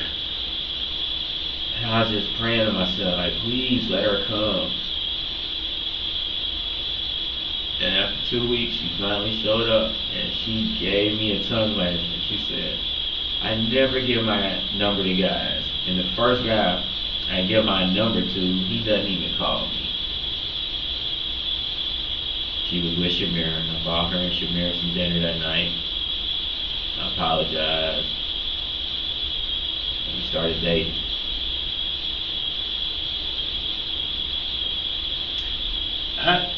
You said earlier too, one of the things I wanted to circle back on, that you've been lucky in business and it's not what we thought it was. What exactly is it you do? Because your dad said something about a medical transport company, which I didn't understand. Why is everybody so confused? Well, because I don't know. I saw the box truck with all the tools. They're nice, and it looks like some kind of construction, but I don't know what it is. Yeah, building blocks, home repair and construction. Okay. And then I also have Nurses Earning Medical Staffing Group. Okay. Now, what do they do? Staff nurses in hospitals. Okay. And skilled nursing facilities. Okay. I also have Charmer Productions. They make videos. They own the YouTube channel Perspectives Uncovered. Okay. And then I also own Icon Custom Car Wrap and Tint, which I paused at, but that's where we wrap cars. Right. Yeah. I do. Okay. And did Carrie work? Yeah, Carrie worked in Nurses Earning primarily. Oh, okay. All right. She's been trying to help with the construction stuff, but she even asked if she could go out. I'm like, no. Okay. But she primarily works in that And I guess that's gonna need to come to an end. I guess I'll be dealing with that. I need to tell Dad, I guess lay everybody off or something, I don't know.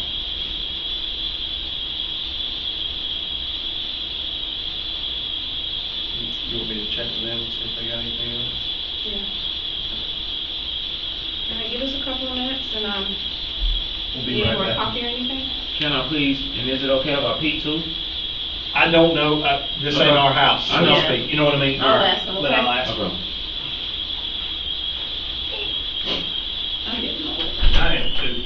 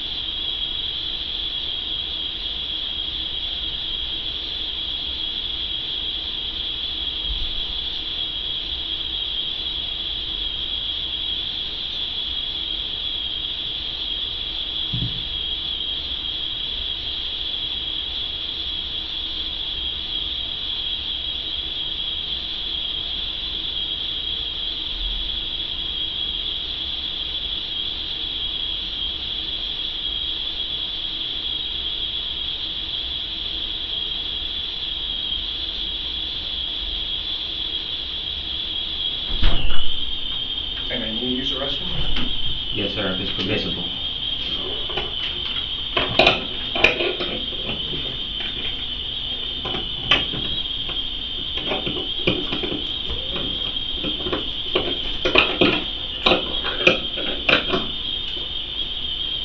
Yeah, which way is best?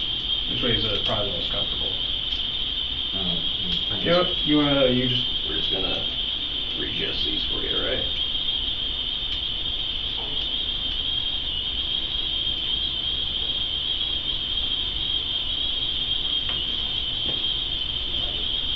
Probably the way it's, the angle. Yeah. It's easier to put them, yeah, together like this. Yeah. So they don't twist on it.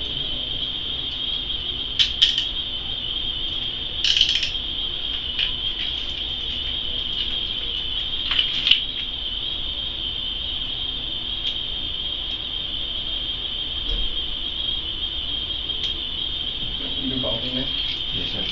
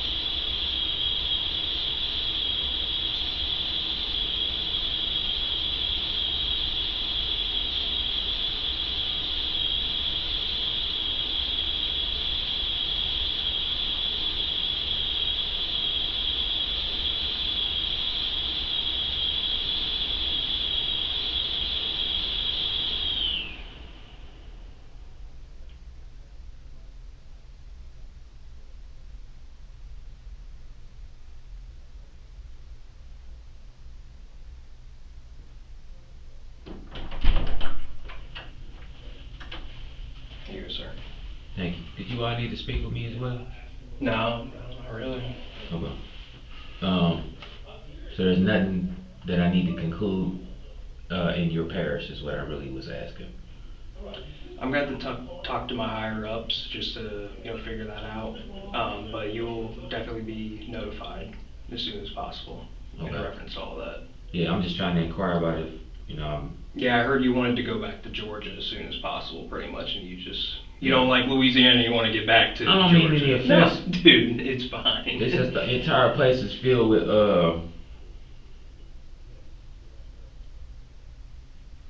it's just not gonna be a happy experience.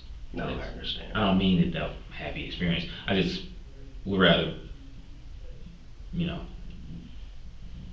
serve time or deal with whatever's coming in Georgia rather than here. Yeah, no, I understand. But whenever you'll definitely be inquired and told as soon as whatever the decision's made to be. And you mean a decision as far as extradition or? That's going to be up to them to do the extradition, not us. So Okay. anytime that there's charges that are placed outside of people's jurisdiction, it's Yes, up sir. to the original jurisdiction to make the extradition process. Okay. So then all that we would do is just hold you until someone came and transported you back to Georgia. And then my father and brother were making inquiries about my vehicle. Should I tell them that vehicle is impounded here, or will it be going back to Georgia? That's going to be up to them, to the Georgia. So based off of once the vehicle's been processed or whatever that needs to be done with it, it's going to be released to whoever wants to pick it up, or if Georgia needs it for their investigative purposes, then they will come and grab it. But based off of that, it would either be at a tow yard or just waiting to be picked up, or it would be in their custody, Fayette County's custody. Okay. Well, they cause information is slow in the jail. How would I find out which way it went? Cause I can't really ask the CO. No, I understand. You'll probably be in contact whoever your next of kin is in reference to the vehicle. So that would be either your father, Mm-hmm. Unless your kids are 18 above. So then it would be your father. Yeah, and I signed it over to them. Yeah. That's why they were asking about it. If that's him, then have him contact us or them in reference to whatever's happening to the vehicle, if you did sign it over to your father. And then once you're done with your investigation and the weapons that are in the vehicle have been cleared, those will be signed over to him as well. We're transferring all of those to Georgia. Okay. But if anything else, just ask. I'll give you the best of answer that I know at the time. The stuff in the hotel, that's added to my property, or that's go to Georgia? It should be going to Georgia. Okay. If y'all take this up, yes, sir. Thank you. Bye.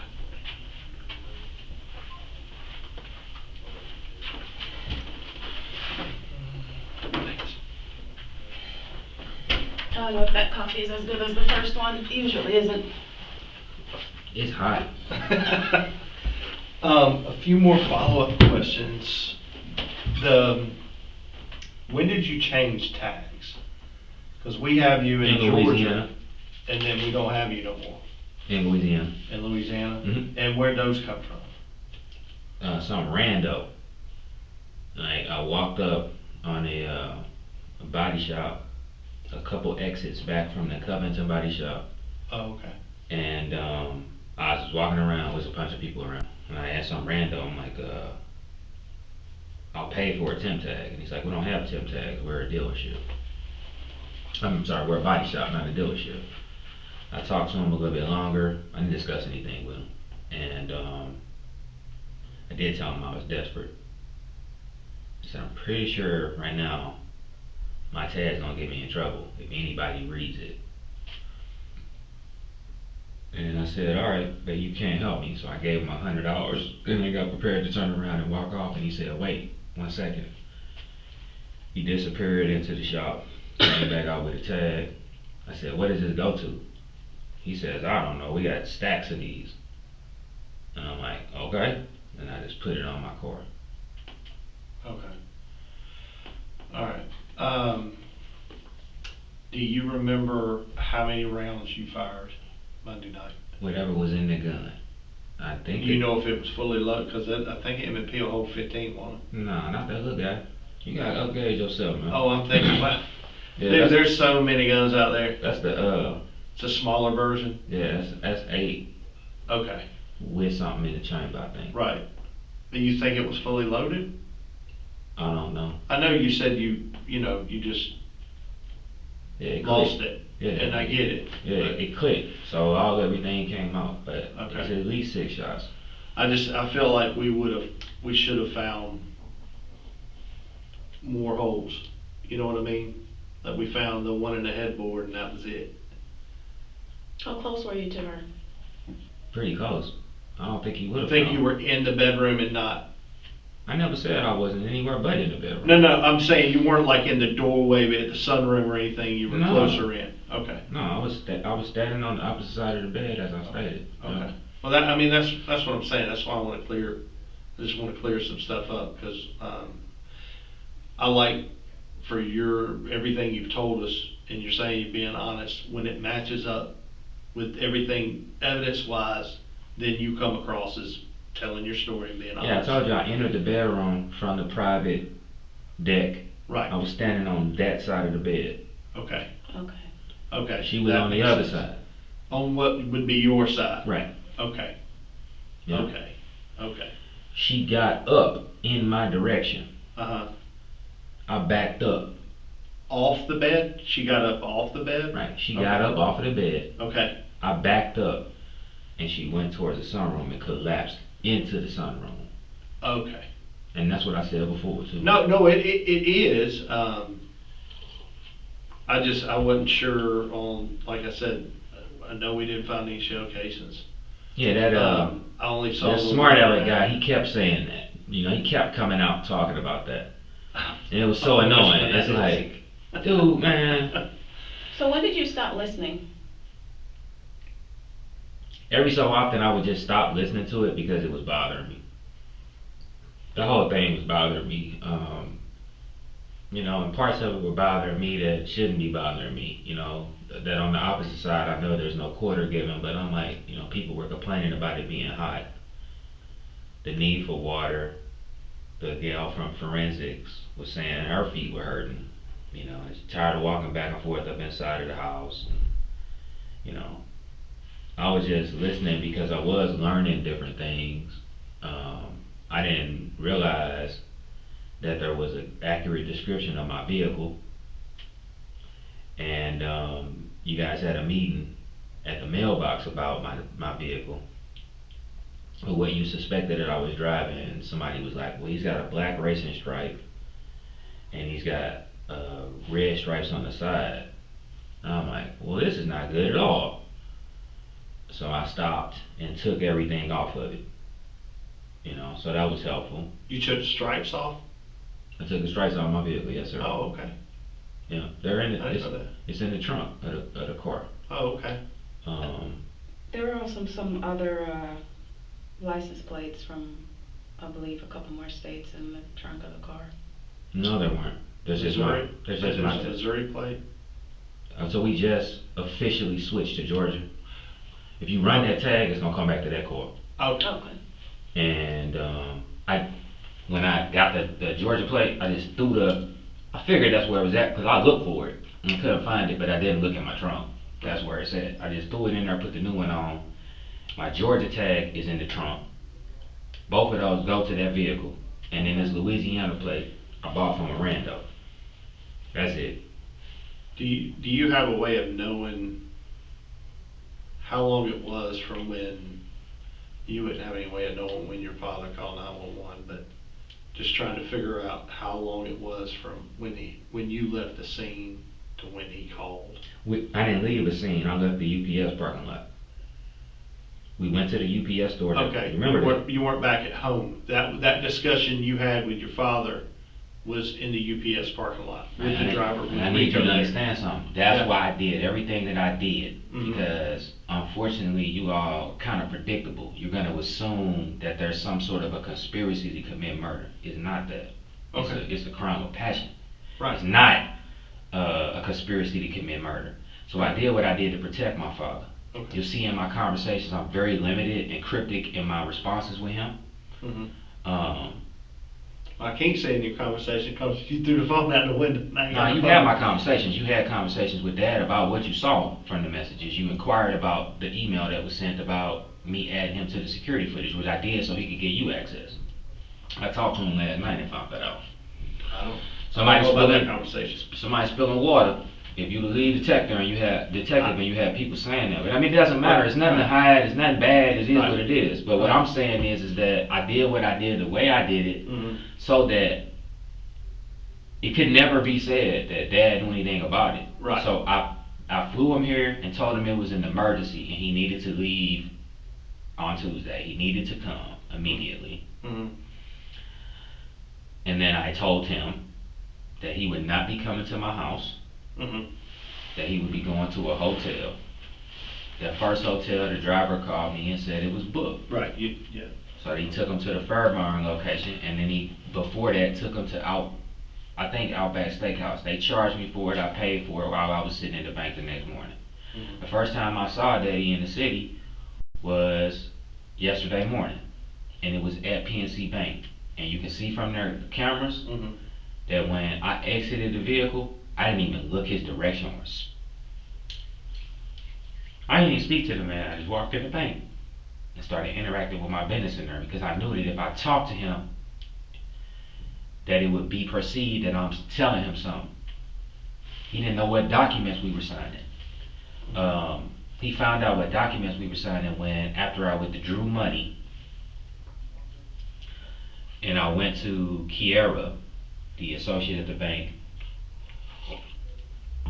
and asked her to notarize it. She said, I can't notarize a last will and testament, and I can't notarize a power of attorney. It's against our policies, but you can go to the UPS store. I got up, walked outside, told Rico, follow me, we're going to UPS. Don't forget what I told you, hand my dad the deed, paperwork, and the keys as soon as I get done with my conversation with him. We went to UPS on camera. We passed at least 3 Fayette County cameras on the way there, because it's some throughout the pavilion, and I counted 3 when we were driving. All of that's recorded. I was never in the car with him. He was never in the car with me. We got to the UPS store. Again, I got out and didn't speak to him, except for he told me to hold it because when we were about to go into the UPS store, some guy was coming out. So he made me hold it so I could open the door for the man. Then we went in there.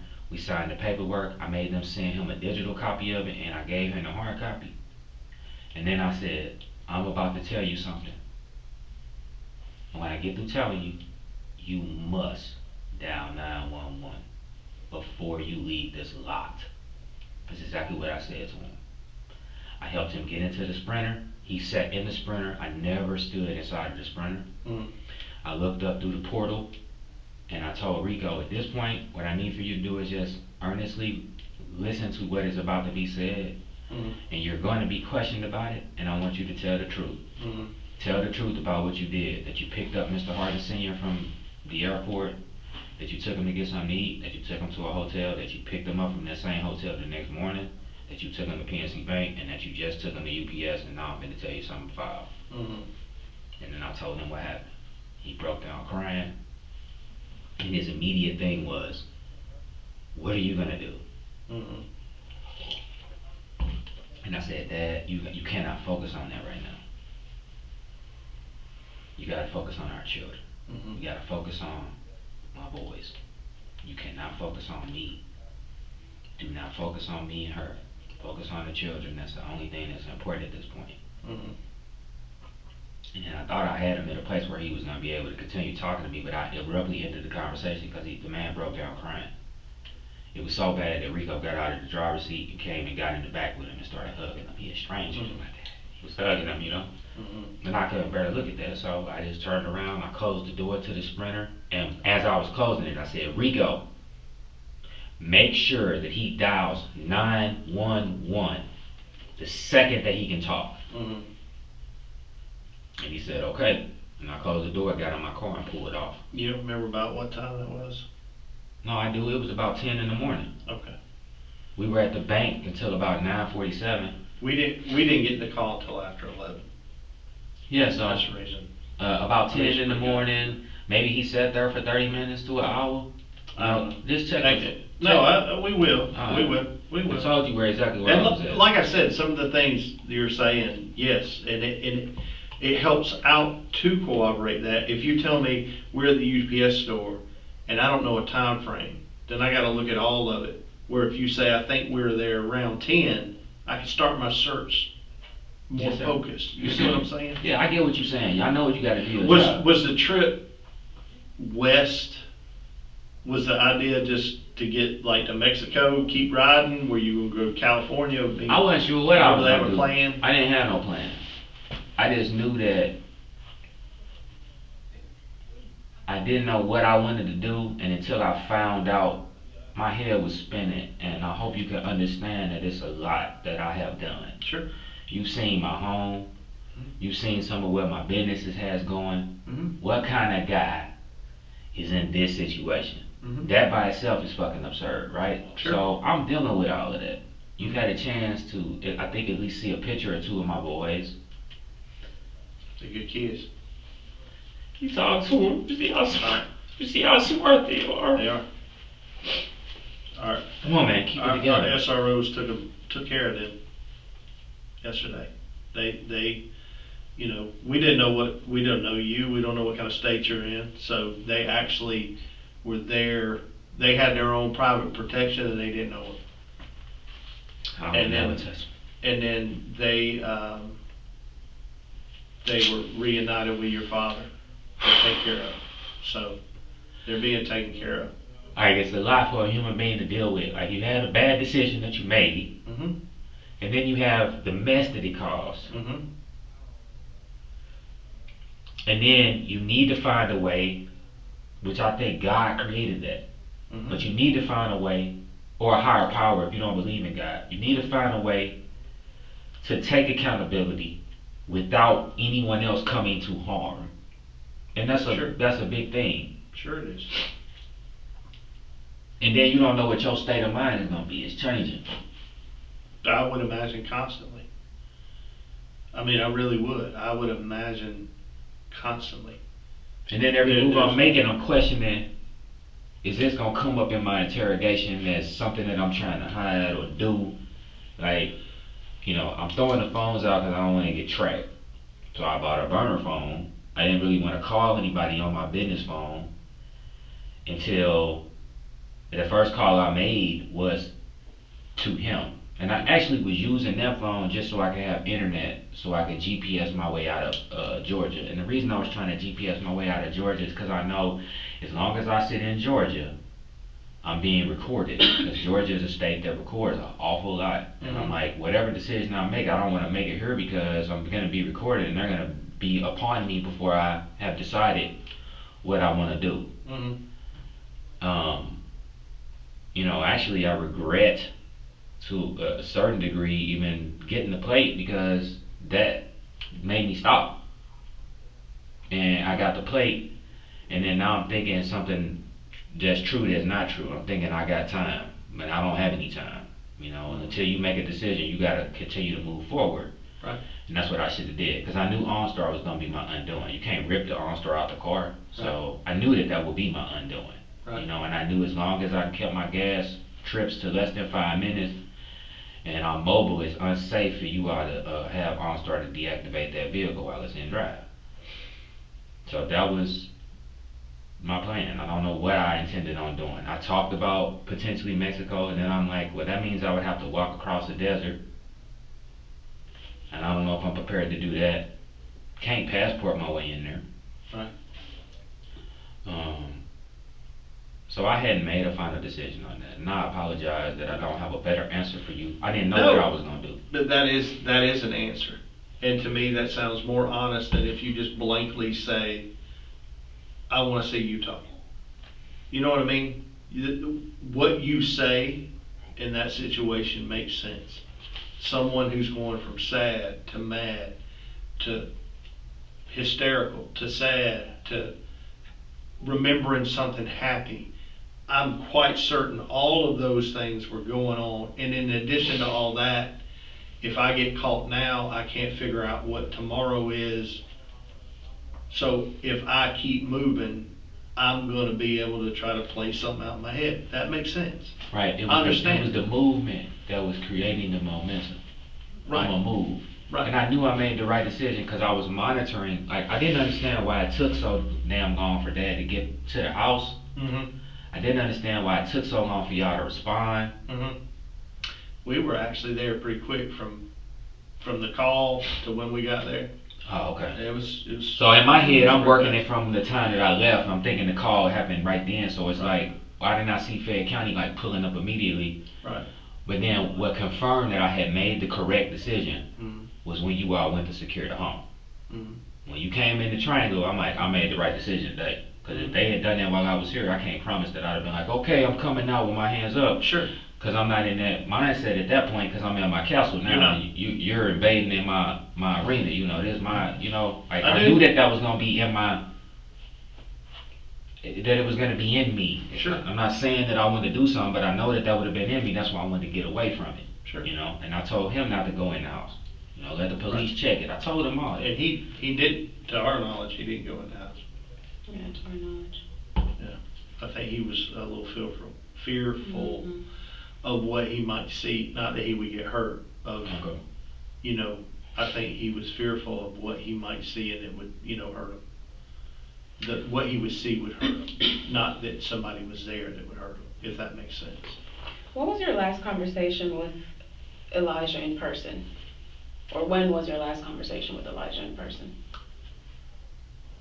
My last conversation with Elijah in person was before they left. Today's Thursday. On Tuesday morning? Yeah, today's Thursday. Before they left Wednesday morning. Oh, Wednesday morning. What was that conversation like? It was cryptic as hell. And both of them were standing there and they looked a little afraid because I was beyond a place where you could communicate with me in a normal way. I was just telling people things. So I walked up to Johnny and I'm like, when you see my father, tell my father that if he has any questions or needs any paperwork, it's in my office. I looked at Elijah and said, I love you. I'm proud of you. I believe in you. Don't ever let anybody tell you anything different. And he said, what are you saying? Like, I'm not gonna see you again? You know, he a goofy. You know, as much as a 20-year-old can be sharp as he is, he's still a 20-year-old. So he kind of, you don't get what the hell going on. Yeah. You know, it's right in his face. He can't see it. And I was blessed that that was the case because I didn't have to explain myself. And he said, so I'm not gonna see you again? I'm like, no, you're not gonna see me again. The previous day, what I had told him that his auntie would never come back if I didn't leave and stay gone. So that's the understanding that he was working under, and I also said that to him verbally. So when I said that to him that next day, that was a follow-up to that conversation where I was saying, I'm about to leave, you're never gonna see me again. You know, so that way this situation can continue. Make sure the kids is good. You know, I was giving him instructions about that, about the business. I told him, you make sure when you're, I gave him as much password information as I could give him, login information so he could log into the systems.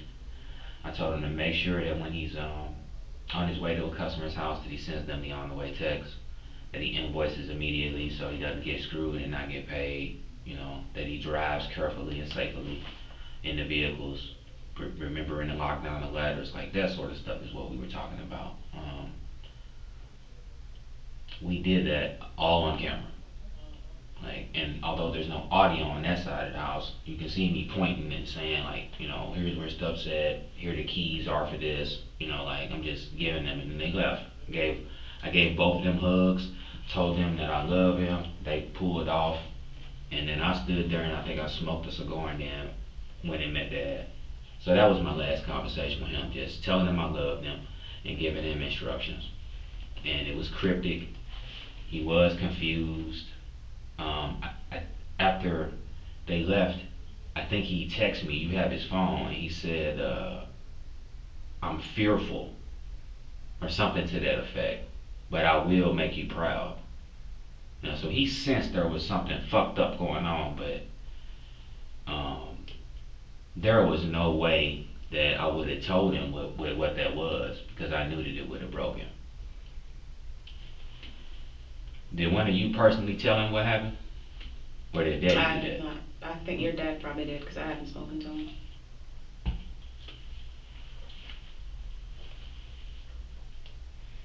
Again, guys, this is not a conspiracy. Their No, reactions. I mean, it didn't seem like something was planned out for weeks and weeks or anything like that. We just, you know. There's some shit that's all of a sudden occurring, and you just like making decisions, and they're not good decisions, but decisions are being made, and they're being made because of this panic state of mind that you in, and it's only tied to the children. You know what I'm saying? It says, Yeah. I can't let the kids see this. I can't let these kids see nothing like this. You know, I can't let them see anything that would suggest some foul shit. Kenny asked about the door, and I was like, oh, the door just fell out.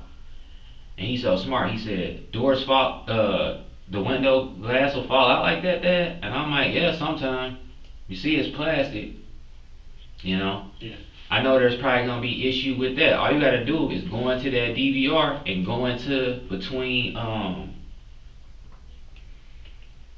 10 and 12, and you're gonna see she took a foot and kicked down that Is door. that 10 and 12 PM, this Monday night? Monday night. Okay, so the door incident happened Monday night too. Yeah, and I ain't trying to be insulting, but y'all listening to me, right? No, Like, that's all that stuff happened. You said a lot of stuff. You said a I'm lot of sorry. stuff, I'm sorry. and we just let you talk. Yeah. We haven't interrupted you, so Yeah. We're just confirming. we're just confirming, because I thought that was a separate incident. Mm-mm. Okay. We guessed on the lock, on the door though. When the first time, I don't think we knew, and the door shut, and all of a sudden it said zzz, and it locked. I said, oh, somebody locked themselves out. And we guessed on that part. Yeah, but see, the bottom lock was the problem, because the top lock of all of those locks like that is gonna lock automatically. We have a key, so late at night we can unlock it. True. So that when we do use our thumb or the code, we can still get in. If you look at the sunroom footage, you're gonna hear me saying that to her. Like, use your damn key. Like, I'm standing on the private side. I'm like, I ain't antagonizing you. I'm not locking you out. Use your fucking key. Like, I said, Elijah's outside. How do you think he got outside? Like, it's access. And then the motion of her kicking it in. I'm like, what the fuck, man? So, no, that's all there. Did you have any conversation with the kids about where Carrie was? Nope, not a single one. Did they ask anything? Nope. And that was a blessing. Part of it is that I didn't allow space. So I got them up at 6. Kingston had to be on the bus at 6:30. Got them up, told them I love them, asked them how they slept, and immediately started on that. When he was done, I handed him a granola bar, which he was pretty distracted and excited about, and that carried us through until I got him off to school. It was a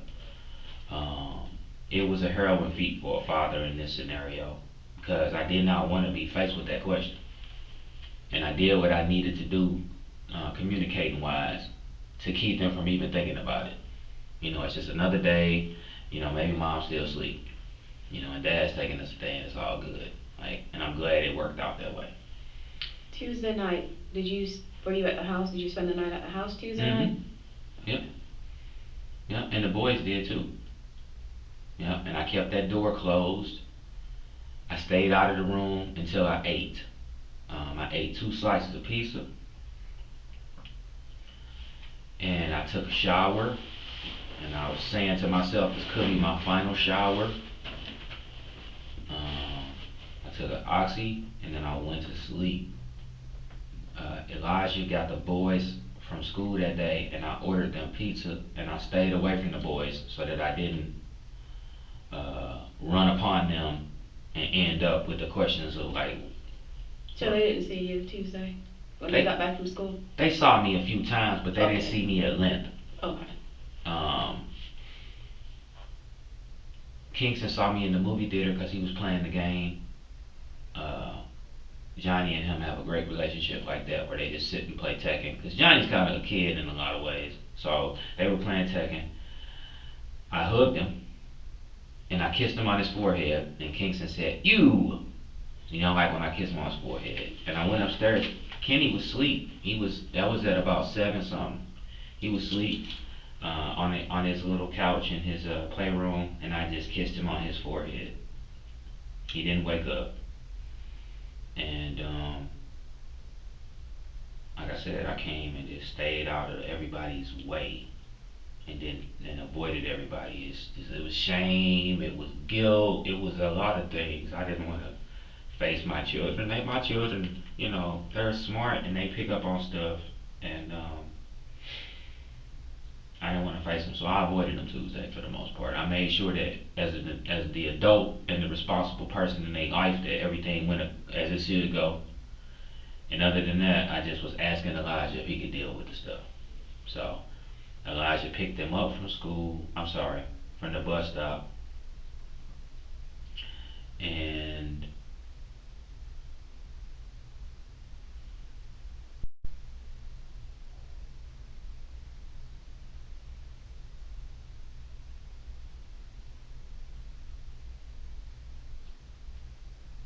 I'm sorry, I'm trying to think if Elijah took them to school yesterday morning, to the bus stop, or if I did. And for some reason, I'm drawing a blank.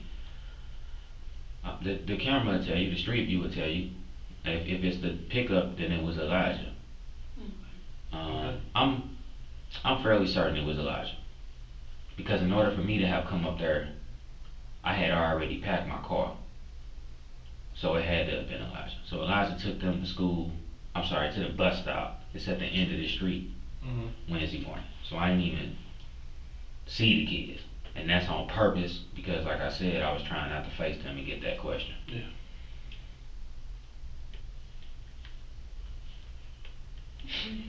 I can't. I mean, I think we've covered just about everything we can cover. Yeah.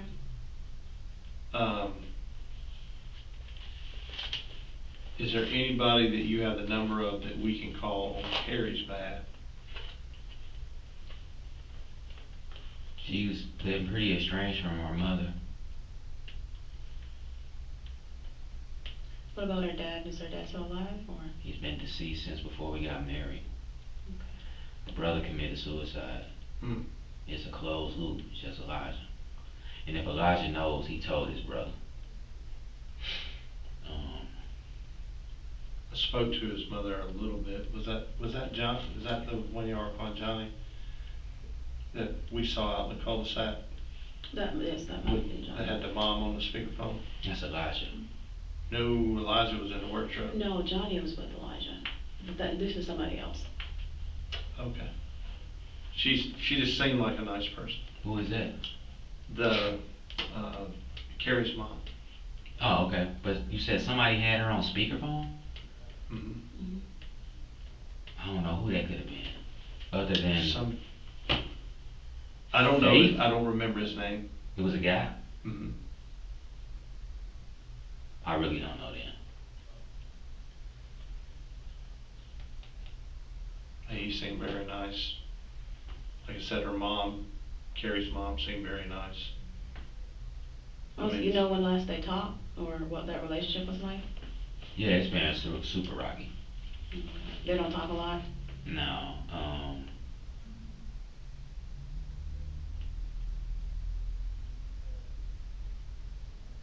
The way that Carrie has explained it to me is there's some animosity there because her mother's a Jehovah's Witness. And the way that they're operating in that rural town, everything's end times. So she wasn't letting Carrie talk to anybody, including her family members. So Carrie was kind of blaming her for what happened to Adrian, her brother. You know, she says you take these mixed kids and you move to, you know, one of the most racist towns we have in Missouri, because they fly the Confederate flag and the KKK emblems and stuff freely. And that's fine. Freedom of speech is what it is. Those people can do that, but you're gonna try to raise mixed kids in that environment. And Adrian, he's dealing with substance. You're gonna have him down there, and you're thinking that's gonna work out. So there's blame there. And so the relationship has been real rocky. What's interesting though is that within the past week or two, they have had a conversation about her mother potentially coming here for the very first time. And what Carrie said to me was, I said, when is your mother coming? That woman ain't gonna come. But I know they had at least had the conversation about it. We joked with Elijah, hell, what sucks is that may have been Monday before everything hit the fan. But I had, it was her idea, but I had joked with Elijah, and, cause she had said, what if Elijah thinks that my mom is gonna come and get him? And I'm like, yeah, let's fuck with him a little bit. So he was in there washing dishes. I'm like, Elijah, I gotta tell you something. So he came to the door. He's like, yes, sir. I'm like, you gonna have all your bags packed by the time your grandmother gets here? And he's like, for what? And I'm like, you're going with her. Like, she's coming here to get you. And he was like, I ain't going. And he walked off. And then he came back and he was like, are you serious? I can't be with you guys anymore? I gotta go with her? And I'm like, man, I'm just playing with you. And then we started laughing. But you could tell that as he had started turning up a little bit, I had got him real good. And we were just teasing him. But no, the relationship ain't never been good.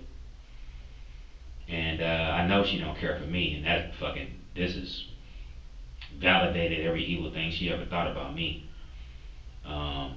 When that restraining order, she don't care for my dad, so I'm not sure how they were able to communicate what they communicated whenever they did. I think he said he talked to her. But at the conclusion of the restraining order, obviously it was released upon getting to the court and just showing the judge the text messages and screenshots where Carrie had texted me and said that a patient had put their hands on her. And then all of the other text messages that she sent me, even though she wasn't supposed to be talking to me about how she wanted me to come home and that she loved me and all this stuff. So the judge saw it, immediately threw it out. I get to the house, my mother-in-law has moved in and drilled out all the locks in the house, pulled down all the cameras. It was trash everywhere. So my dad had went with me because we didn't know what was going to happen at the address and I wanted to have a witness. And I remember my dad asking her, he said, Yvonne, don't you see you tearing these young people's marriage up? You don't see a problem with that? And she says, it's my daughter. And he's like, yeah, it's my son, but I'm not trying to tear their marriage down. So they've had a tense relationship too, and I don't speak with her unless it's indirectly. I dealt with Adrian's funeral arrangements myself personally. I asked her what she wanted to accomplish, and then I told her what I was gonna do. I made the funeral home in St. Louis come with me, their friends, because like I said, I was a pastor for 10 years. I made them come with me to retrieve Adrian's body. I handled all of the affairs and I pretty much kept her out of it while I still honored her wishes. So we did have a Christian service, but we did it in a way where we could do Jehovah's Witness stuff. We sang the songs that she had selected that she wanted us to sing. And yeah, her and Carrie just haven't had there's more stuff with that. Carrie got molested because, Yvonne was never around. Adrian was in the street, running the street, and Carrie was left unattended. She's got animosity about that because I think that impacts how she's dealt with me to a certain degree on some things. And we got to the point where I said to her that I really didn't want to hear about it anymore because I didn't feel that I would be able to give neutral feedback about it. I told her I would rather that she speak with her friends than speak with me about how she felt about Yvonne. So, because I don't have a good opinion, because what I have seen and been a part of. Who was Carrie's best friend? Alicia Allen. Yeah. Is she local? No. They just talk on the phone? Yeah, they talk on the phone. Is there anybody local Mm-mm. that y'all are friends with, close to? Nah, not came really. over. That's one of The neighbor to your left, if you're looking at your house, the left-hand side, he's a weird old dude. He's got a little white dog. Yeah. He said nothing, I mean, he came out, of course, because all the cars. Yeah. And, he just said, I just hope everybody's okay, they're super focused. He was a nice guy. I'd want to know that, what my neighbor said about me. But Yeah, I take care of my neighbors. I feel responsible for them. They're all senior citizens. I cut their grass. I fix their house. I saw those cars too, and I said, man, my neighbors are fucking panicking. I know they are.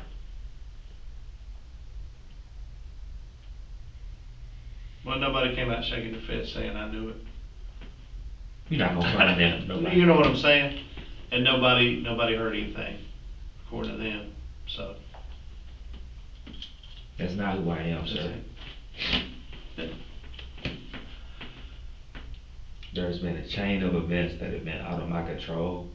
I've sought help, and her and I couldn't come to an agreement on how to get help together. She refused to go to counseling. Man, crying like a girl, man.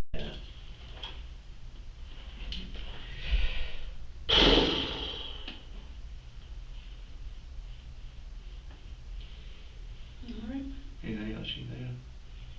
Can I ask a few questions since you're done with me? Sure. If I can answer, I will. You need to process my car. So you're gonna take it to Georgia, right? Why do I need to process your car? Did something criminal happen in it? No, it's just, And you cleaned up after Monday night between when you left on Wednesday. I'm guessing you didn't have on the same clothes. no, I took a shower. So, right after you shot Carrie, you didn't go get in the car. No, sir. Okay. So why do I need to take your car to Georgia? I just thought that was standard based on what the conversation with the young man that I had, the detective, the I baby mean, detective. it's possible, and here's you got to understand this too.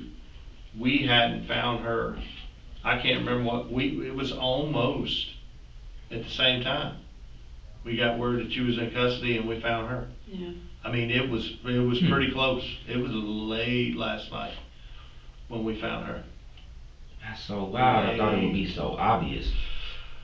It was looked at, but what wasn't obvious, and I'm not trying to be too graphic with you, but there was no smell, and something that we believed occurred on Monday night.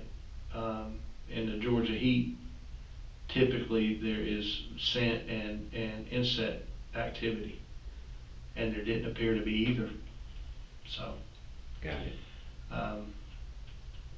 Anyway, that conversation about your car was we've considered it very important, because we didn't know where she was. But when we learned she was there, we found it very unlikely that you moved her to the trunk and then moved her back in the yard. That doesn't make any sense. No. So. That's why she would have never been in the garage. Right. And if you had fled right after, I would feel like your car would be important, because it would show maybe stuff from the crime scene immediately after the crime occurred and you fled.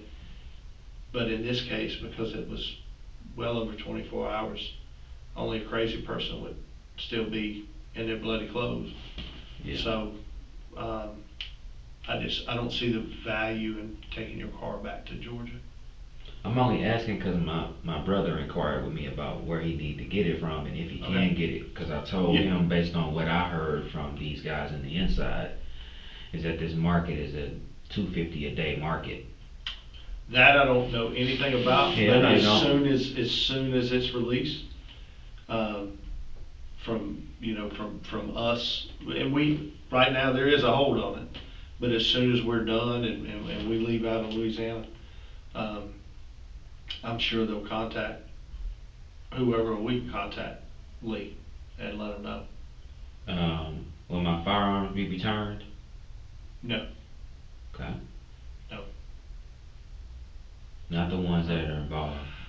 Right. As far as the other property goes, it'll probably be a determination of the court. Firearms are real funny about, they belong to you or your wife. Your children are too young. Your father didn't live there. I know he's got power of attorney, but he wasn't living there, so they're not his. They're not Elijah's. We're real funny about giving guns back. Okay. It doesn't mean it's not going to happen, because the DA, the district attorney, may say the case is done, we're over, family can have all property back, except obviously the Smith & Wesson would never.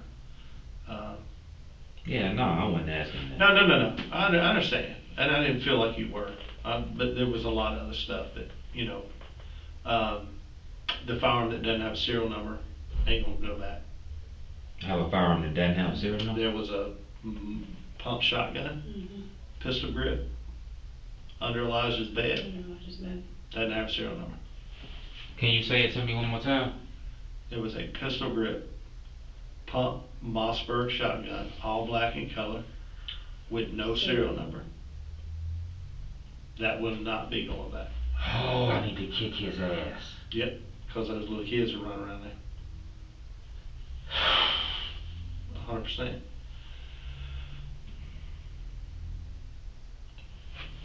I'm sorry, I hope that you see No. this authentic reaction. Every gun that I have a serial number on it, and the paperwork for every firearm that I have is either in that safe or in my office. It's yellow papers. Right. They were all bought almost damn near from the same place, Metro Shooting Supply. I know the owner. You can call him, verify every single gun that I have purchased. I do not play I with agree it. with you. I agree with you. We were told That's the only there was one that one we firearm found collected that's was, the only one. yeah, that looked shady. So, and it wasn't with your stuff. So I believe you. I believe you. And Elijah's room, when you go up the stairs, is that to the left or to the right? Left. Okay, that's the first room on the left. Yeah. Okay. And it's next to the kids. It's adjacent to the kids, what he's saying. That's where it was. It was under his bed. Yeah, that's bullshit. My boys play around there. Yeah. Elijah. Gotta grow up. He gotta grow up now for sure. Yep. I hope that this conversation has helped to, I'm not trying to paint myself any kind of way, but I hope it provides enough clarity to put some of this suspicion about what I've done and why to bed, so that it doesn't bring additional harm to my family members. And I understand what you're saying, and it's a very noble and righteous I ain't cause trying to to be try that, to spare just- the family. I get that. I don't think any reason it's gonna be completely understood by everybody. You know Oh, what I'm I not mean? asking it to be No. understood. I understand. You understand what I'm saying? I do. You're saying no families involved. You've Right. said that from the start. I get it. I don't know, like I said, knowing now the time frame of where you met your father and what you said to your father, I understand why there's a delay. I get it. He was overly distraught, and Rico. it makes and we'll confirm all that. You haven't What interviewed Rico I'm yet? letting you know is it's plausible, it's believable, and I appreciate that. It doesn't sound crazy. Before, it sounded malicious. You see what I'm saying? That's what was pissing me off, because that's how Sure. people were talking about Well, it. it sounded malicious. Wait a minute, you're telling me you knew this when and you didn't say nothing, and now all of a sudden there's a problem? Well, that's convenient because he ain't nowhere to be found.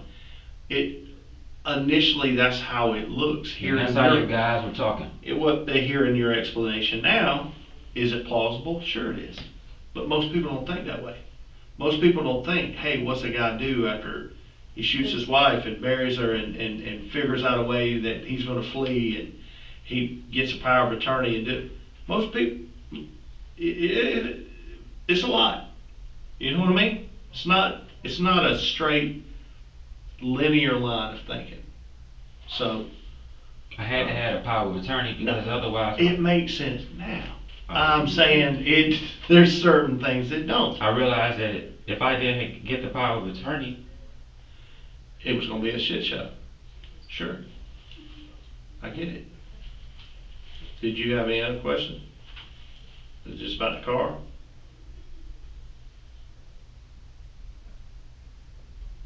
Oh, the baby detective said that it would be up to you to initiate the, and I'm sure he'll get a kick out of it, he's watching it. Extradition? Yeah. I heard you said you voiced that you want to come back to Georgia, so I figured more or less that's where you were at. You'll be given an option. It's completely not up to us. It's not something we do. That's handled between DA and DA. What they typically do is say, here is a waiver of extradition, meaning you waive it. Hey, I don't want to fight it. Let's just go. That'll be presented to you at what point in time? I don't know. I don't know Louisiana law. Even if you say, screw y'all, I don't want to go back to Georgia, you're not going to be able to fight it. It's because you're in the 50 states and it's, Right. There's no reason to. It just prolongs the inevitable and costs you more to your lawyer. But that's not something we are involved in at all. Yeah, you're gonna be the last conversation I had, that's why I was asking that. You know, Sure. I can't ask the CO nothing. They I- don't know no, what the they hell don't. going on. And like I said, it's not that I'm not being purposely or hidden or evasive. I'm just telling you, 27 years of doing this, I've seen it happen immediately, and by immediate I mean within a week. Mhm. I've also seen it where people have waived and it take 30, 60 days. I've seen people fight it and it go by like that. I've seen people fight it and it take a year. And all they did was spend a lot of money. It still came anyway. So, Yeah, I'm not being invasive. But I will say this, saying that in advance, signing that waiver of extradition is the first step of getting there. Where do I sign it Their DA will present you with that, Oh, okay. or their court system. I'm sure you're gonna have some kind of, what we call it a first appearance hearing. Meaning within a certain time of being arrested, you're brought before a judge, so the judge can explain to you what you're being charged with. Do you know your rights? They'll say all that, and at that time, I don't know in Louisiana, but somewhere between there and 30 days, and we have to have another hearing within 30 days, that's usually when they present people with paperwork. So just understand, it's not as simple as, hey, I don't want to be here no more, I want to go to Georgia. There's a whole bunch of legal hoops, even though that's what you want.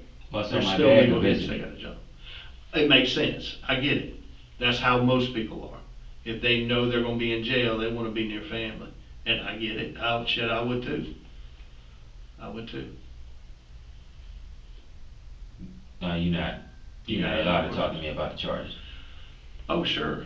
I mean, right now, I can tell you that you're charged with felony murder. That was the warrant that was taken out yesterday to get you on a computer, and so that if you can't, we didn't know for a fact, but we felt pretty confident that you had a ballistic vest.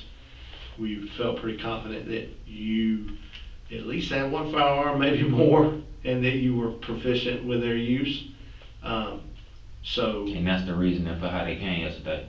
Cause I was like, that's the reason why now. these guys came to that hotel like they did. Oh, that's 100% why. Okay. We put it out. We put it out nationally that you were armed and dangerous, Okay. considered extremely dangerous, and possibly had ballistic armor. Okay. And so, yeah, their SWAT team was activated. Okay. That's what that was about, you know. And it's like you said, you even have thoughts. Do I want to kill myself? Do I want to suicide by cop? Yeah. We know that's how people think when they're not in a right frame of mind. So, you know, the goal is to go home at night, no matter what. Yeah. That's Dad the goal. did a tremendous job with that. Yeah. But anyways, that's what was behind that. That BOLO was put out nationwide. It's felony murder. That's the initial, like I said, to get you on a computer, that warrant, the DA's office, after seeing all the evidence, after they hear your interview, they can choose to indict ever what they want to. Or they can Understood. direct us, no, I want him charged this way, this way, this way. the charge right now, the thing you're on the computer for and wanted out of Georgia for is felony murder.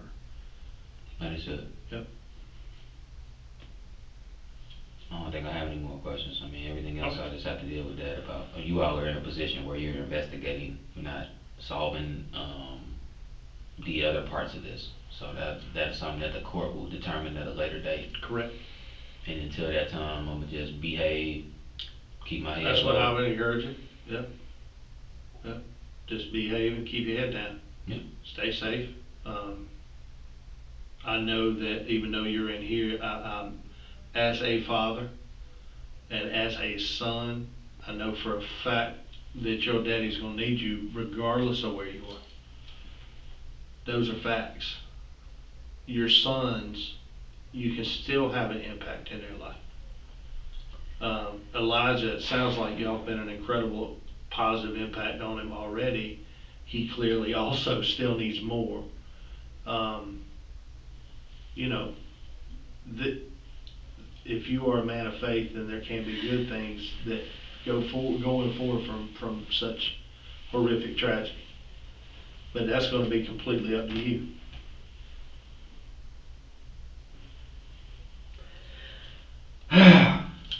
Man, I didn't know you were gonna lay that on me. Well, I ain't trying. Look, if I think you will agree, since we walked in a room, nothing but professional. I don't judge you. That's not my job. No, That ain't my place. y'all been I legit. make a That's why I case was and talking do, to you. yeah. I'm But glad that you like this, cause if you had been aggressive about it, just said, you just shut down. I just talked to my attorney about it. Right. Max is gonna be fucking pissed, but, Well.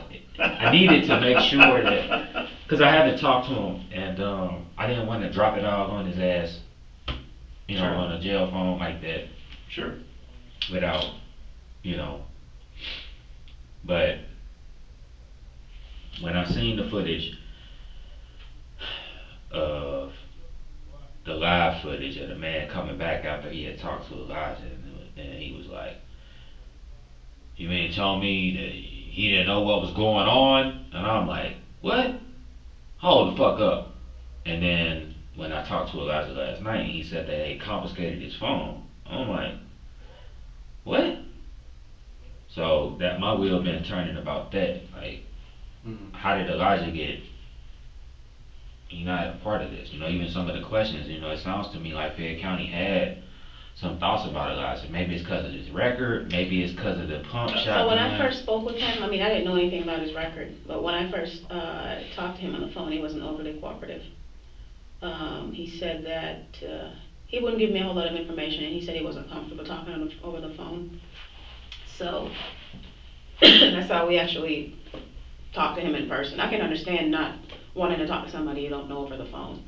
So we ended up had a conversation with him in person, which turned out to be a little bit different of a conversation when he was in person, because at that point he knew who he was talking to, and why we were really, you know, wanting to talk to him at that point. It was legit, because he initially thought he missed court or something while we were calling him. Yeah, because that's out there right now too. Yeah. So yeah, that's, you know, he wasn't overly cooperative over the phone, but Yeah, the initial was just a yeah. little short, a little. And look, He never saw you, I then am he very saw you, glad- yeah. so, you know, it's one of those things where like, when you tell us something that this didn't happen, and then you say something else, and I was like, well, you know, you're changing your story, and if I change my story to you, you're gonna look at me like, well, which story is right, or which story is the truth. Right. So it was kind of If one you of lied those about things. this, what else you lied? You know, one of those things where you were like, okay, you say you didn't see him, then you saw him, so naturally that's gonna raise a suspicion. It doesn't matter if it's law enforcement or not, something's gonna go in there like, what are you hiding from me? So it's one of those things. Yeah. It's like the conversation you're gonna have with him about that shotgun. Yeah. Yeah. It don't mean you don't still love him. Right. Which means he needs to stop making knuckleheaded moves.